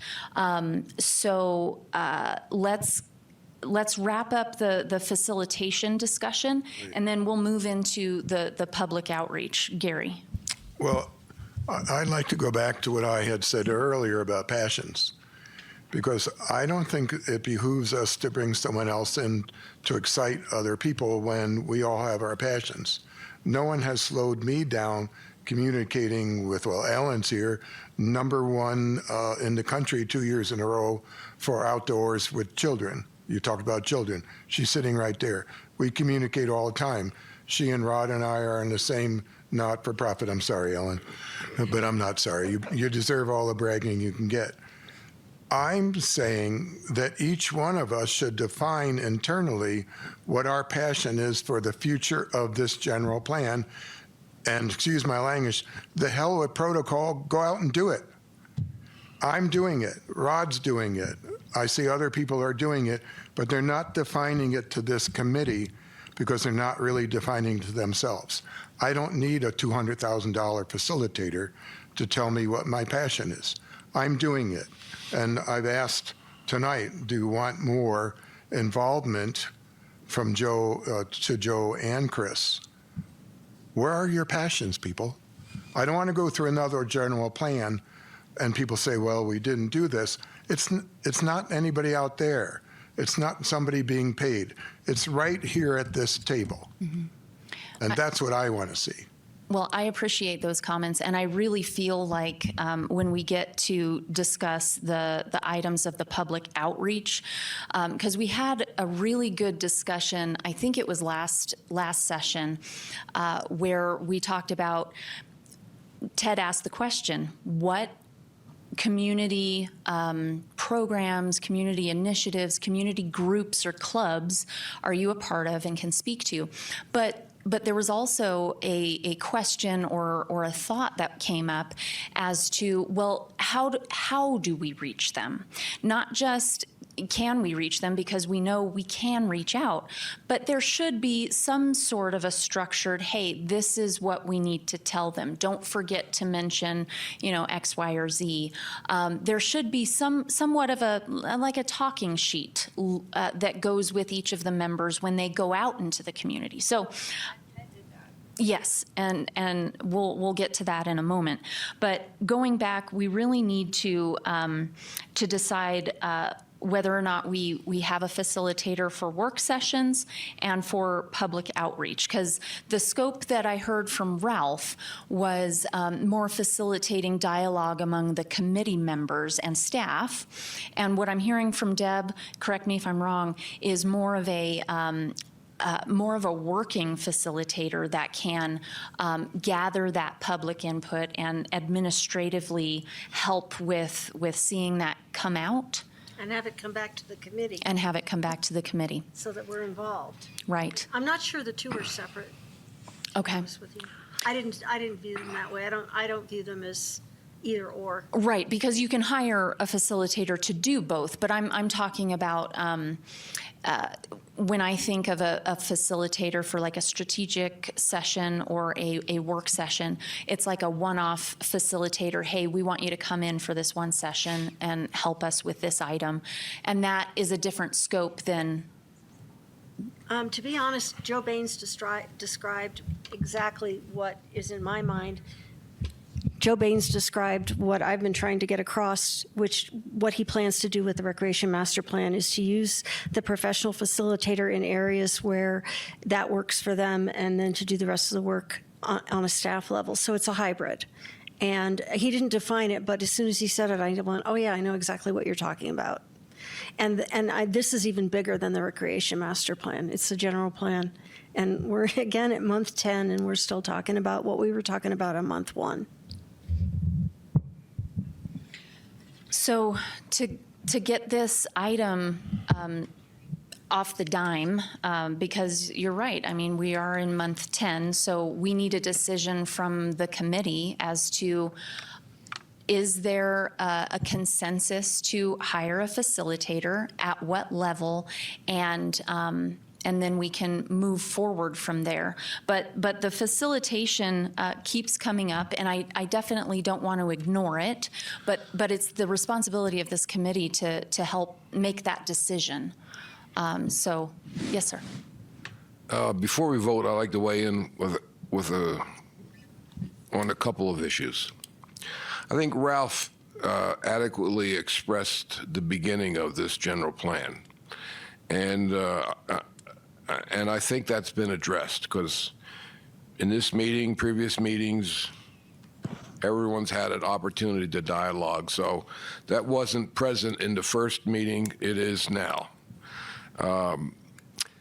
Secondly, I think to Gary's point, everybody kind of has their passion. Mine is bringing actionability to this so it doesn't get ignored 2 years down the road when city council is trying to make a decision on something. And everyone else has their passion too. To Deb's point, reaching out to the community, I think Gary mentioned about Terry mentioned about, somebody mentioned about youth groups. Well, it's easy to come up with a list of organizations. I've already talked twice to our Frontier Rotary. I think that's a simple matter of lining them up and making assignments. I mean, you just got to go out to those people. Now, with regards to facilitator for a specific purpose, unlike the Chino facilitator, where they took it from soup to nuts, and they had, in the process, they learned the people and they had subject matter expertise. If we do this on a one-off, it's hard for me to understand how the facilitator would get up to speed and be productive, other than, you know, like from this movie Marty. I don't know, Marty, what do you think? That would be the whole meeting. I think we have talent in here. As I listen to people talk, and I'm not going to mention everybody's name, so don't be offended, but, you know, when I hear Ralph or I hear Deb participate in the meeting, seems to me they got the skill sets from their past life on how to do this. So in lieu of opening our checkbook, I think if we broaden the definition of facilitator and included some of our own people for breakout groups, I think we may be well served. So with that, I'll give it back to you. And so really, we just need to define a scope of what you want to see as greater facilitation. I'm sorry. Do you want to? Was there a comment? Sorry, Chelsea. Oh, so define the scope of what exactly it is that you want a facilitator to do, and then we need a vote as to, do we go outside or do we facilitate that in-house? Can we just submit that to you for the next meeting and discuss it then, so that you guys can compile it like you have been doing? so we owe you two things. Well, maybe we need to vote on that. I don't know. No, I kind of like your idea. I don't think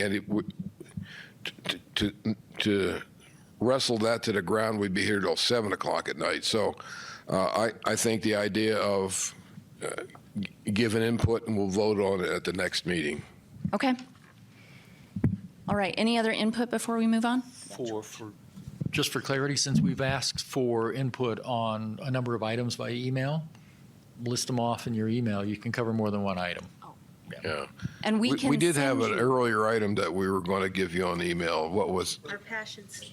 breakout group? Yeah, breakout groups. So what we'll do is, like similar to what we did last time, we'll send an email that itemizes what we're needing input on. Okay, so with that, we're going to move on. There's just 3 other items that I want to highlight from our prior discussions quickly.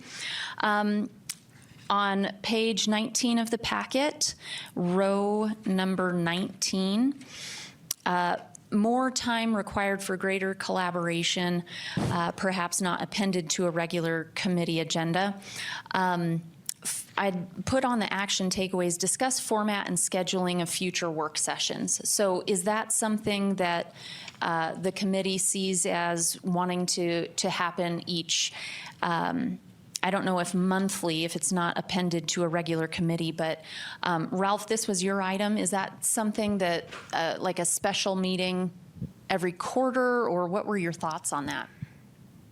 Ralph Hess. No, my thoughts were that we do it as needed. My comment was, when we had the facilitation at the end of a regular scheduled meeting, we obviously ran out of time, because I think it's something that actually needs to go into much more depth. I mean, all we were able to do is go around the table, and we didn't have really any conversations regarding comments that each of us made.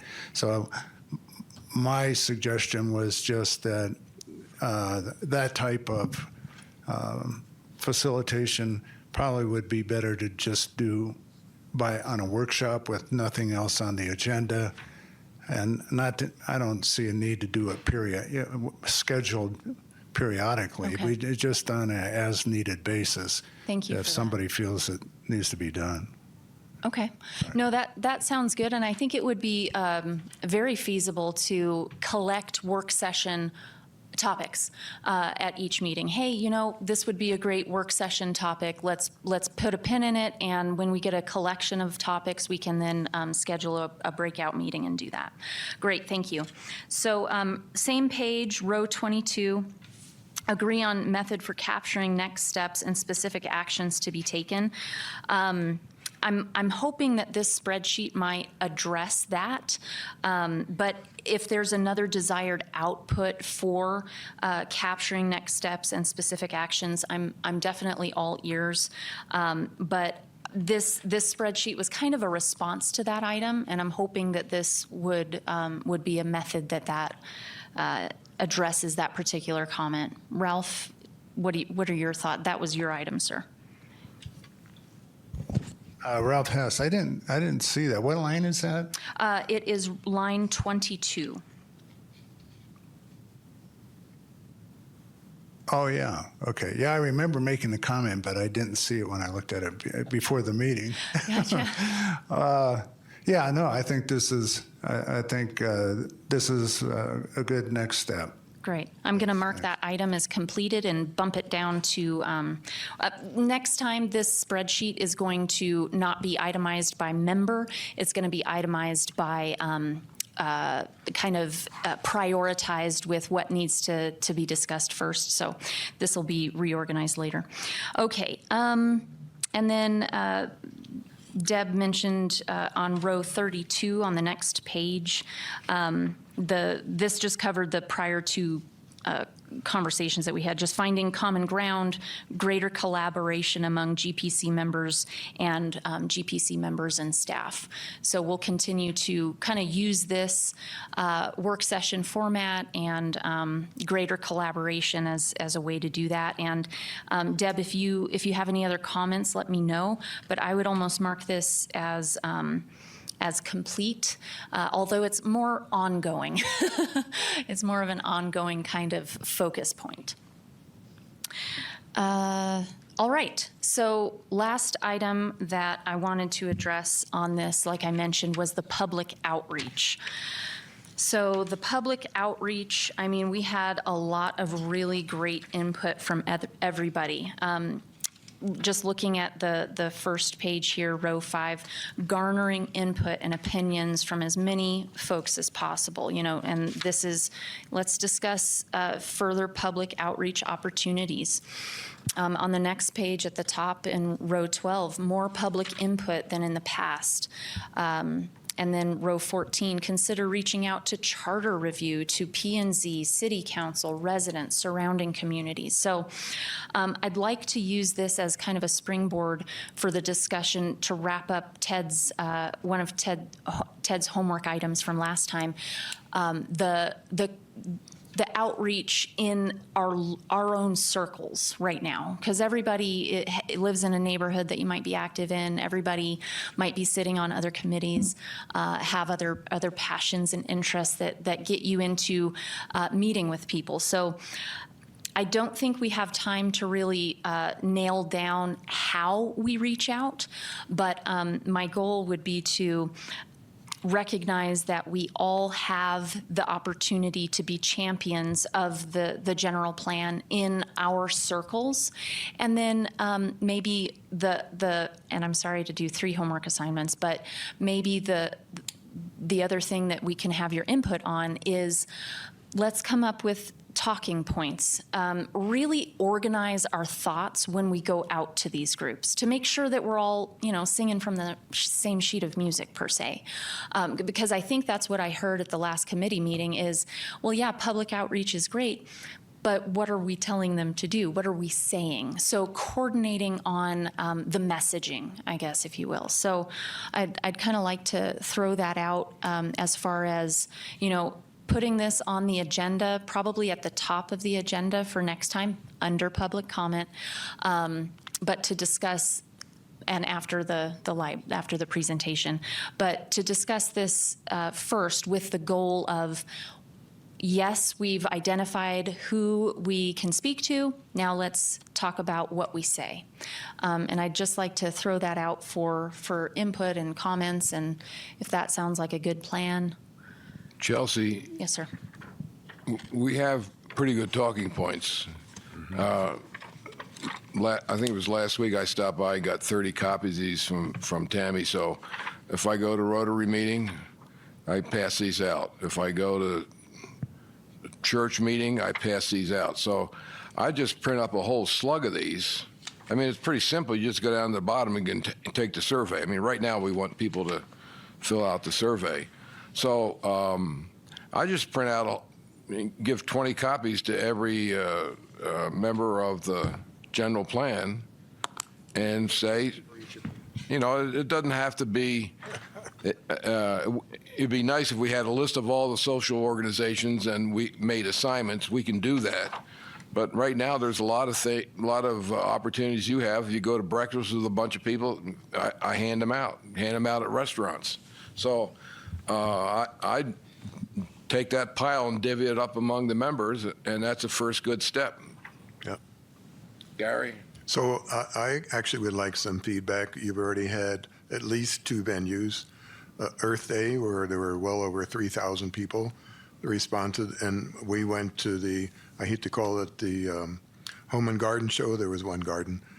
But you were there. The feedback, 3 of us here are helping sponsor the summer concert series.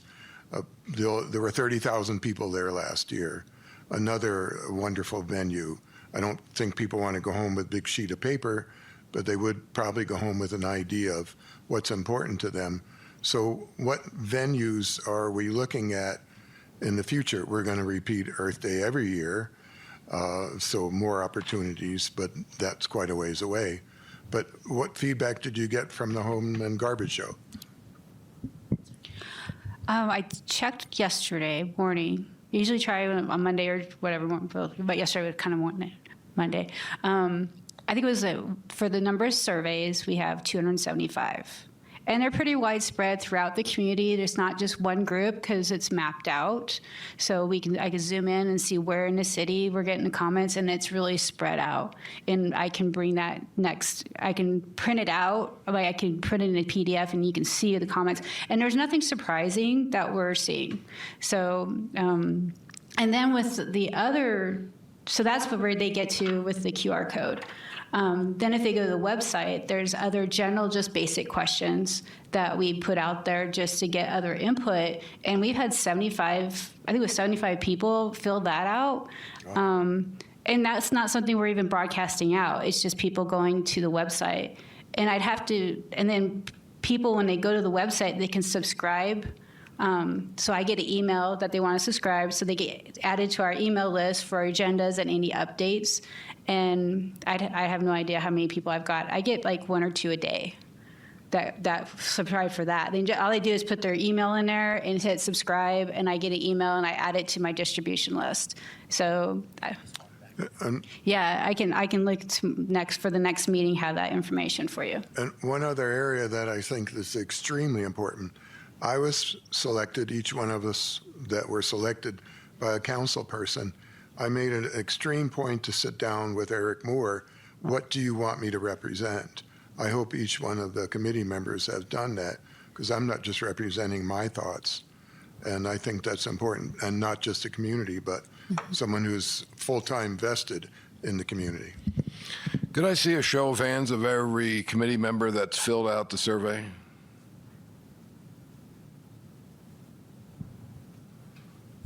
We've got some work to do inside. So another thing that's come out from these public events that Gary and I have talked about, I think from Earth Day, these are kind of hard to hand out. A home show is pretty easy, but what I was going to discuss with Chelsea is creating cards, like business cards, that have the general plan, have the address, and then have the QR code in that, so they can take it home very easily. So those are easier to hand out in the public. So that's something we're going to look into doing very soon. That's a good idea. And just real quick, because I know Deb has had her hand up for a while, but to answer your question, Gary, directly, there's different modes of public outreach. So the home show, people don't really come to have long conversations. They're hitting tables and just grabbing stuff. We gave out so much stuff. And really the purpose of that was just the presence and the awareness. Hey, did you know we have a general plan? And that was the perfect venue to just put a flyer in their little bag. Everybody had a bag and we just would put stuff in it. So the level of public outreach depends on the venue. And I think to Deb's point and to Ted's point, there are times when just the flyer will suffice, but there are other times where you might have the opportunity to actually speak in front of a group. Tammy's going to speak in front of the Sunrise Lions. Yeah, she's going to have an early morning. But these are things we want to prepare you for in your circles, to have those talking points. And I do think it's important to have just messaging, or, you know, if we want to work on a collaborative PowerPoint or something, just so that you have those tools in your toolbox as you champion out there in the community. So I wanted to pivot over to Deb. Yeah, I'll try to be quick. Deb Thalassides. We're talking about two different things. We're talking about talking at people. We're not talking about engaging people. And what I think I'd like to spend some time on next time is the engagement piece. We've got boards and commissions throughout the city. I don't know if you guys know how many citizens are represented. You've got 28 boards and commissions, but then there's 10 people, 10 people in each of them. I mean, we almost need brainstorming sessions with the tourism group. It just seems like, and you could go to tourism, historic preservation. I mean, I could go down the list. What I'd like us to try to focus on is not standing up at a meeting, a breakfast meeting, and handing out a flyer. Is how do we engage people? One of the best things this city did was when they did the city manager recruitment and they had that open house. We probably need more of those. And that was a two-way process, and you dropped your feedback off at the end. The other thing staff mentioned is that the survey questions were going to be updated at some point, because we had no input into the questions as they are now. So I'm wondering if that's still true as well. Because that's really the only thing you can do with people is drive them to fill out the survey. That's it. And then they don't know what happens from there. So right now we have the different departments are reviewing the elements. So transportation is being reviewed by our traffic engineer, who is taking it to the committee, the bike and ped committee, for input. So they're going to be working on updating that section. You know, water resources is working on the water element. I gave open space and recreation to the Parks and Recs to update. So as we get those elements updated, that's what we're going to be bringing back to you for a review and comment starting in September. Because August, we have the open house where we're going to have people come and give comments. And if we have to do another one, then we can do another one. But that's just to see what kind of input we're going to get at that open house and participation. But we're also getting input for the historic preservation master plan. That's why we had to defer it from June, so we can include that portion of it too, to kill two birds with one stone, include the historic preservation master plan update with the general plan update in one open house. So we hope to get more input that way. And then the survey. So anytime we change the questions, it starts a new survey. So we're kind of just letting this one run right now, and then we'll see what kind of results we get. And then as we start updating the elements, if we feel we need additional questions, then we can do a new survey for those questions. But right now we were concerned with stopping it, because if you change it, it stops it and starts a new one, then it retallies everything. So we aren't really getting the statistics that we're kind of looking for right now.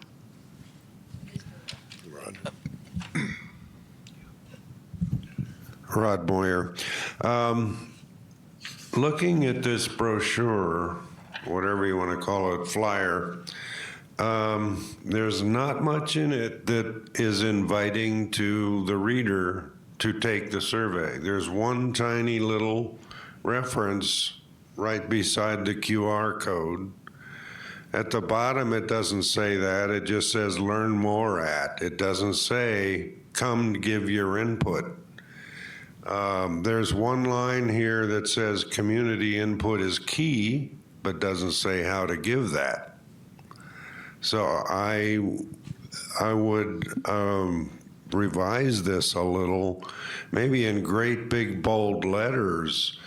The general plan process for Plan Prescott 2025 is seeking public input. There's just not much emphasis on that here. Hopefully you don't have 30,000 of these already printed, but and the same would go for any outreach process. Don't just talk about what the plan is and how it's being created, but emphasize more that we need public input. Well, and I think that goes back to what Deb said about the engagement. And if we look at the future surveys and the reprinting of any flyers with a new survey QR code, et cetera, then we can definitely reformat and mention that and draw the attention to. Yeah, I think there is opportunity for future surveys. And we did mention at the last session that the surveys would be updated. I don't know if there was a particular time frame that was in mind. I know the current survey was just released in March, late February-ish. Okay, so, but to Deb's point, I know we were looking at updating the survey and like reissuing, but I don't know if there was a particular time. I'm not familiar with surveys and when we think we've got a good block of feedback and when we want to. So that is something that we'll bring to you in the future. Terry. Yes. Terry Sapio. Chelsea, do you want us to, and Tammy, do you want us to be taking this survey as committee members now? Because I haven't been intentionally avoiding taking the survey because right now, the way I understand this process is 2023 is information gathering. 2024 is when the general plan actually gets written and reviewed by the committee and then also by the city council. 2025 is when that general plan is approved by the city council goes to the public, and then we inform the public what is in the general plan and why it's in there and what isn't in the general plan and why it's not. And then August of 25 is when the public votes on it. So, I mean, I'd be happy to take the survey, but the way I see our position right now is everybody on the committee has their passion and their interests. And the way I see it, there's a fine line between passion and interest and special interests. And we all know we're going to hear from the special interest groups. We know we're going to hear from all the alphabet groups. We're going to hear from CWAG, CTC. We're going to hear from Save the Dells and the Sundog Disconnect. And all the special interest groups are going to be heard, and they're going to be heard loudly. And we have members that belong to some of those special interest groups on the committee. And I feel that it's our responsibility as committee members to be more like an objective jury in the sense that, sure, as a juror, you hear different sides of the case. And it's our goal to hear from not only the groups that are, for example, against the Sundog Connector, but also groups that are in favor of Sundog Connector. And even though we may have an opinion on it, it's our job to set that opinion aside and figure out what's best for the community and the city as a whole, and also the greater community, because anything Prescott does also affects Prescott Valley, Chino Valley, Dewey Humboldt, and the county areas in between, and whatever they do affects the city of Prescott as well. So I see that the 2023 is our time to hear from as diverse a group as possible and all the different opinions, and whether they're citizens of the city of Prescott, residents of the city of Prescott, or they may live in Prescott Valley and work in Prescott. We need to hear from all these people so that we can objectively come up with a plan that is good for the greatest number of people, not only in Prescott, but in the whole Quad City area. And it's, I'm struggling with the whole idea of the special interest groups coming in and saying, you know, everyone agrees the Sundog connector, for example, is a bad idea. Well, no, not everyone does agree that it's a bad idea, and I see our responsibility as to try to set aside our own opinions and find out what is best for the community, and so. Is this your argument against taking the No, survey? this is, so my question is actually part of asking a question. Do you want us to take the survey now, or do you want us to hold off until after we have more input from the community? And let me handle and as much community input as possible. Okay. If you ask people to take the survey, you ought to know what's on the survey. True. That, and you are members of the community, and this is your opportunity to provide your personal opinion through that resource. So I appreciate the objectivity and having a different lens that you look through, being a committee member, but taking the survey as your opportunity to remove that lens and just, you know, what does Terry Sapio think? Okay. So I would encourage the committee members to take the survey from a personal standpoint. I took the survey. I live in Chino, but I work here, and I saw value in it.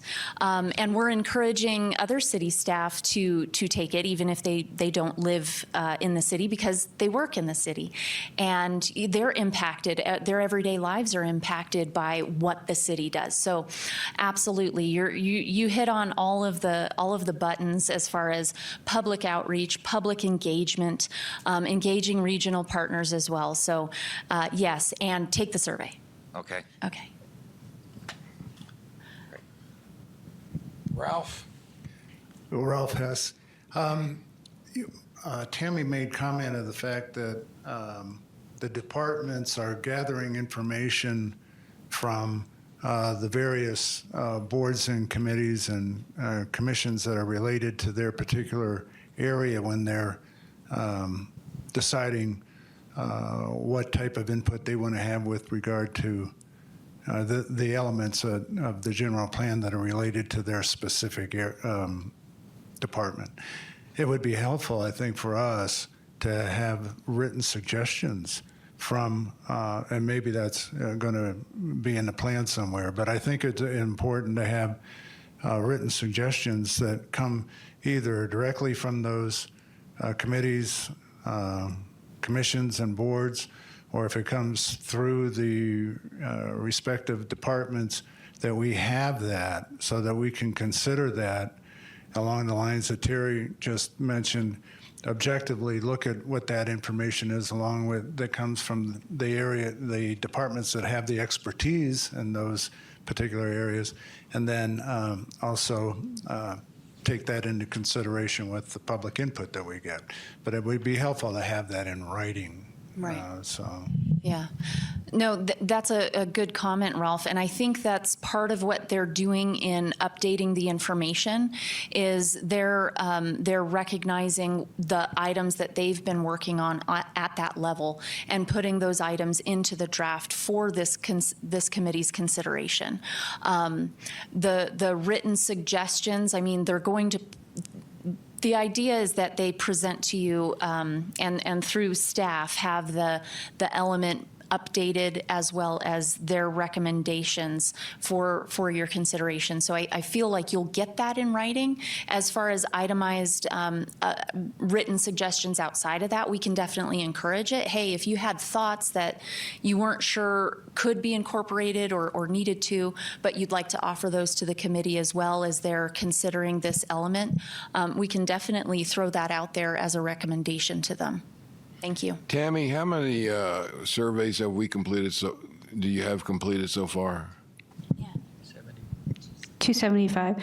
And in relation to what Chelsea was just saying, that's exactly what's happening, is that I've been emailing the departments, or the liaison I have from each department in the city, the elements that related to them. Like I said, water resources, they're reviewing the water element to update it and to give their input. This is their chance. This is a city plan. They're the ones that's going to be implementing it, that section. So I've asked them, what do you want to see in it? I mean, that's really what we're doing. And I've been sitting with each department and going over that, and that's exactly what I'm telling them. This is your chance to put, the in and out more than any of us do.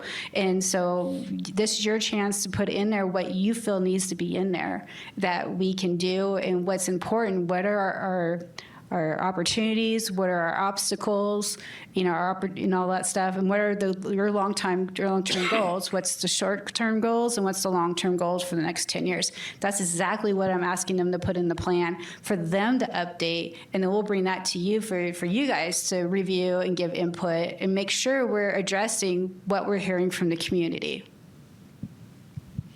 Now, on the subject of hearing from the community, our message to the public is, this is your plan, community. It's not the plan of 11 people here. Right now, we've got 0.5% input from the community based on 47,000 people living here and 270 surveys.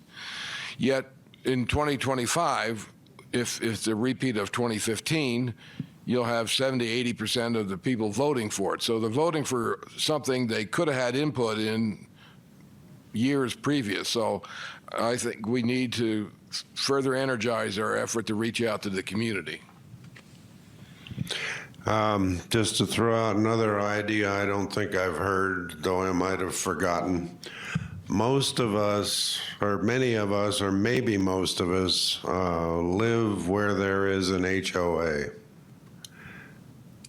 HOAs, at least any but tiny ones, usually have a newsletter for their members. And if you could go to a board meeting of your HOA and say, hey, could you put this in your newsletter? That reaches everyone in the community, in that subdivision. And we could even have a blurb pre-written for such newsletters that say, hey, HOA members, you are all also members of a larger community, and here's what's happening, and they're looking for your input. Tammy, can we get electronic version to do that, like this? Yeah. That's a good idea, Rod. Great, thank you. I think we've hit the high points on the spreadsheet.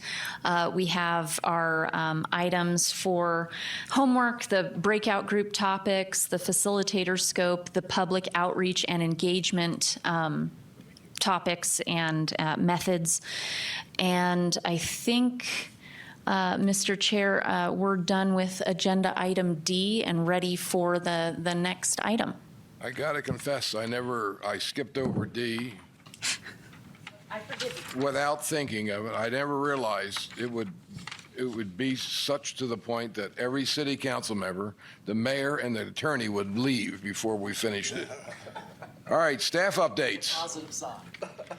Well, I think we've been giving updates through this discussion in regards to the general plan work group. Like I said, I've been sending out the elements to have them update and working with them and the meeting with them, what we're looking at and listening from your guys' conversations. I am relaying all that to that work group.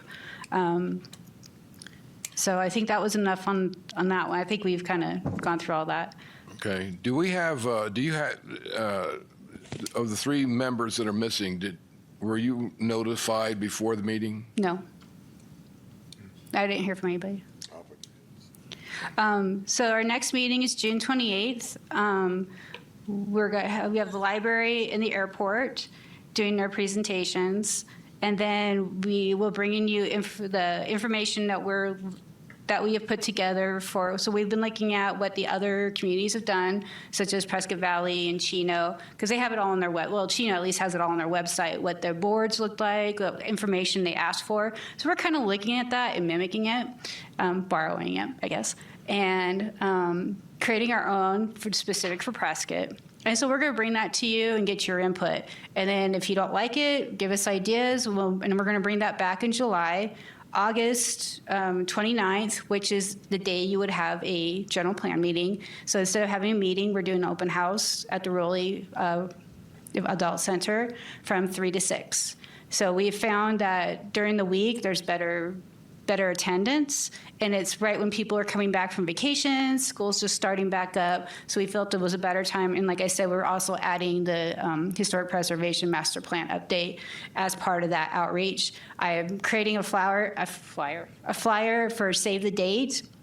I was trying to get that on the website, but I need tutoring on that, on how to do that. But I will email that out to everybody so you can send it out to your groups or HOAs or whatever about that. And so that will be at our next meeting. We have a lot of great ideas of what we've been brainstorming over the last year of what we want to ask the public and how to. And so we think we have it pretty good, but we'll get your input, and then, like I said, in July, we'll finalize all that and whatever other discussions you want to talk about, and then in August, we'll have the open house, and then in September, we're going to start bringing you the elements that are updated, and I've already talked to the departments, and they'll start having stuff ready by September. Is the August the only open house that we're doing? That'll be the year first, and we'll see what kind of input and outreach. And if we want to have another one, we'll try to schedule another one. We can have it somewhere else, another part of the city. But we want to just do one. Let's see what kind of participation we get, and then we can create other ones. And then as far as the next meeting after those agenda items, we'll have the discussion on public outreach to wrap up the homework assignments, the breakout groups, the facilitator scope, the public outreach. And the other item that I captured from our prior discussion was discussing the elements that members would like to add or what are being discussed already. So that's kind of the layout of the agenda for next time. Any questions or changes? Yeah. Gary, you had someone that you had wanted to present at this meeting, but there was a scheduling issue and that didn't happen. Was that pushed out, or?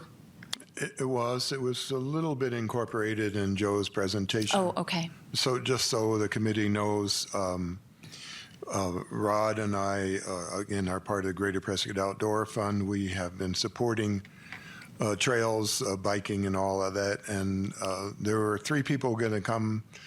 One was the Patrick Kell, the regional director of IMBA, the International Mountain Bike Association, very involved, a world leader in that actually, and 2 other residents, Jimena Flores and Doug Turenberg, who are head of Prescott Mountain Bike Alliance. They're involved in a $1.5 million project in future Prescott. It's very exciting for me. It's a 17-mile loop mountain bike trail, which will make Prescott probably #1 in Arizona, if not the United States, especially with high school kids. And they wanted to do a small presentation. I said I would throw a couple words in, but they would like to come back. But Joe touched on it briefly. It's White Spar. And again, Tammy has some more information, but it will make Prescott #1 in Arizona at least. I envision all the high school teams coming to compete there or practice there. There is no other place like it. It's a continuous loop in White Spar with crosscuts, and it's one way. And it will be done by professionals and the Over Hill Gang, which are professional. Great. Well, It's quite exciting. wonderful. And if you would like to put them on a future agenda, just give us some advance notice so we can work that in. They didn't want a lot of time. They just wanted to make you aware of this is a great thing. And I apologize. I'm a creature of habit. I thought we always met the fourth Wednesday. I didn't realize we always meet the last Wednesday. Is that correct? And I guess I wasn't the only one who didn't know that.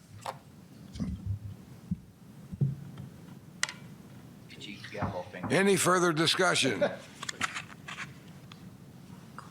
Meeting's adjourned.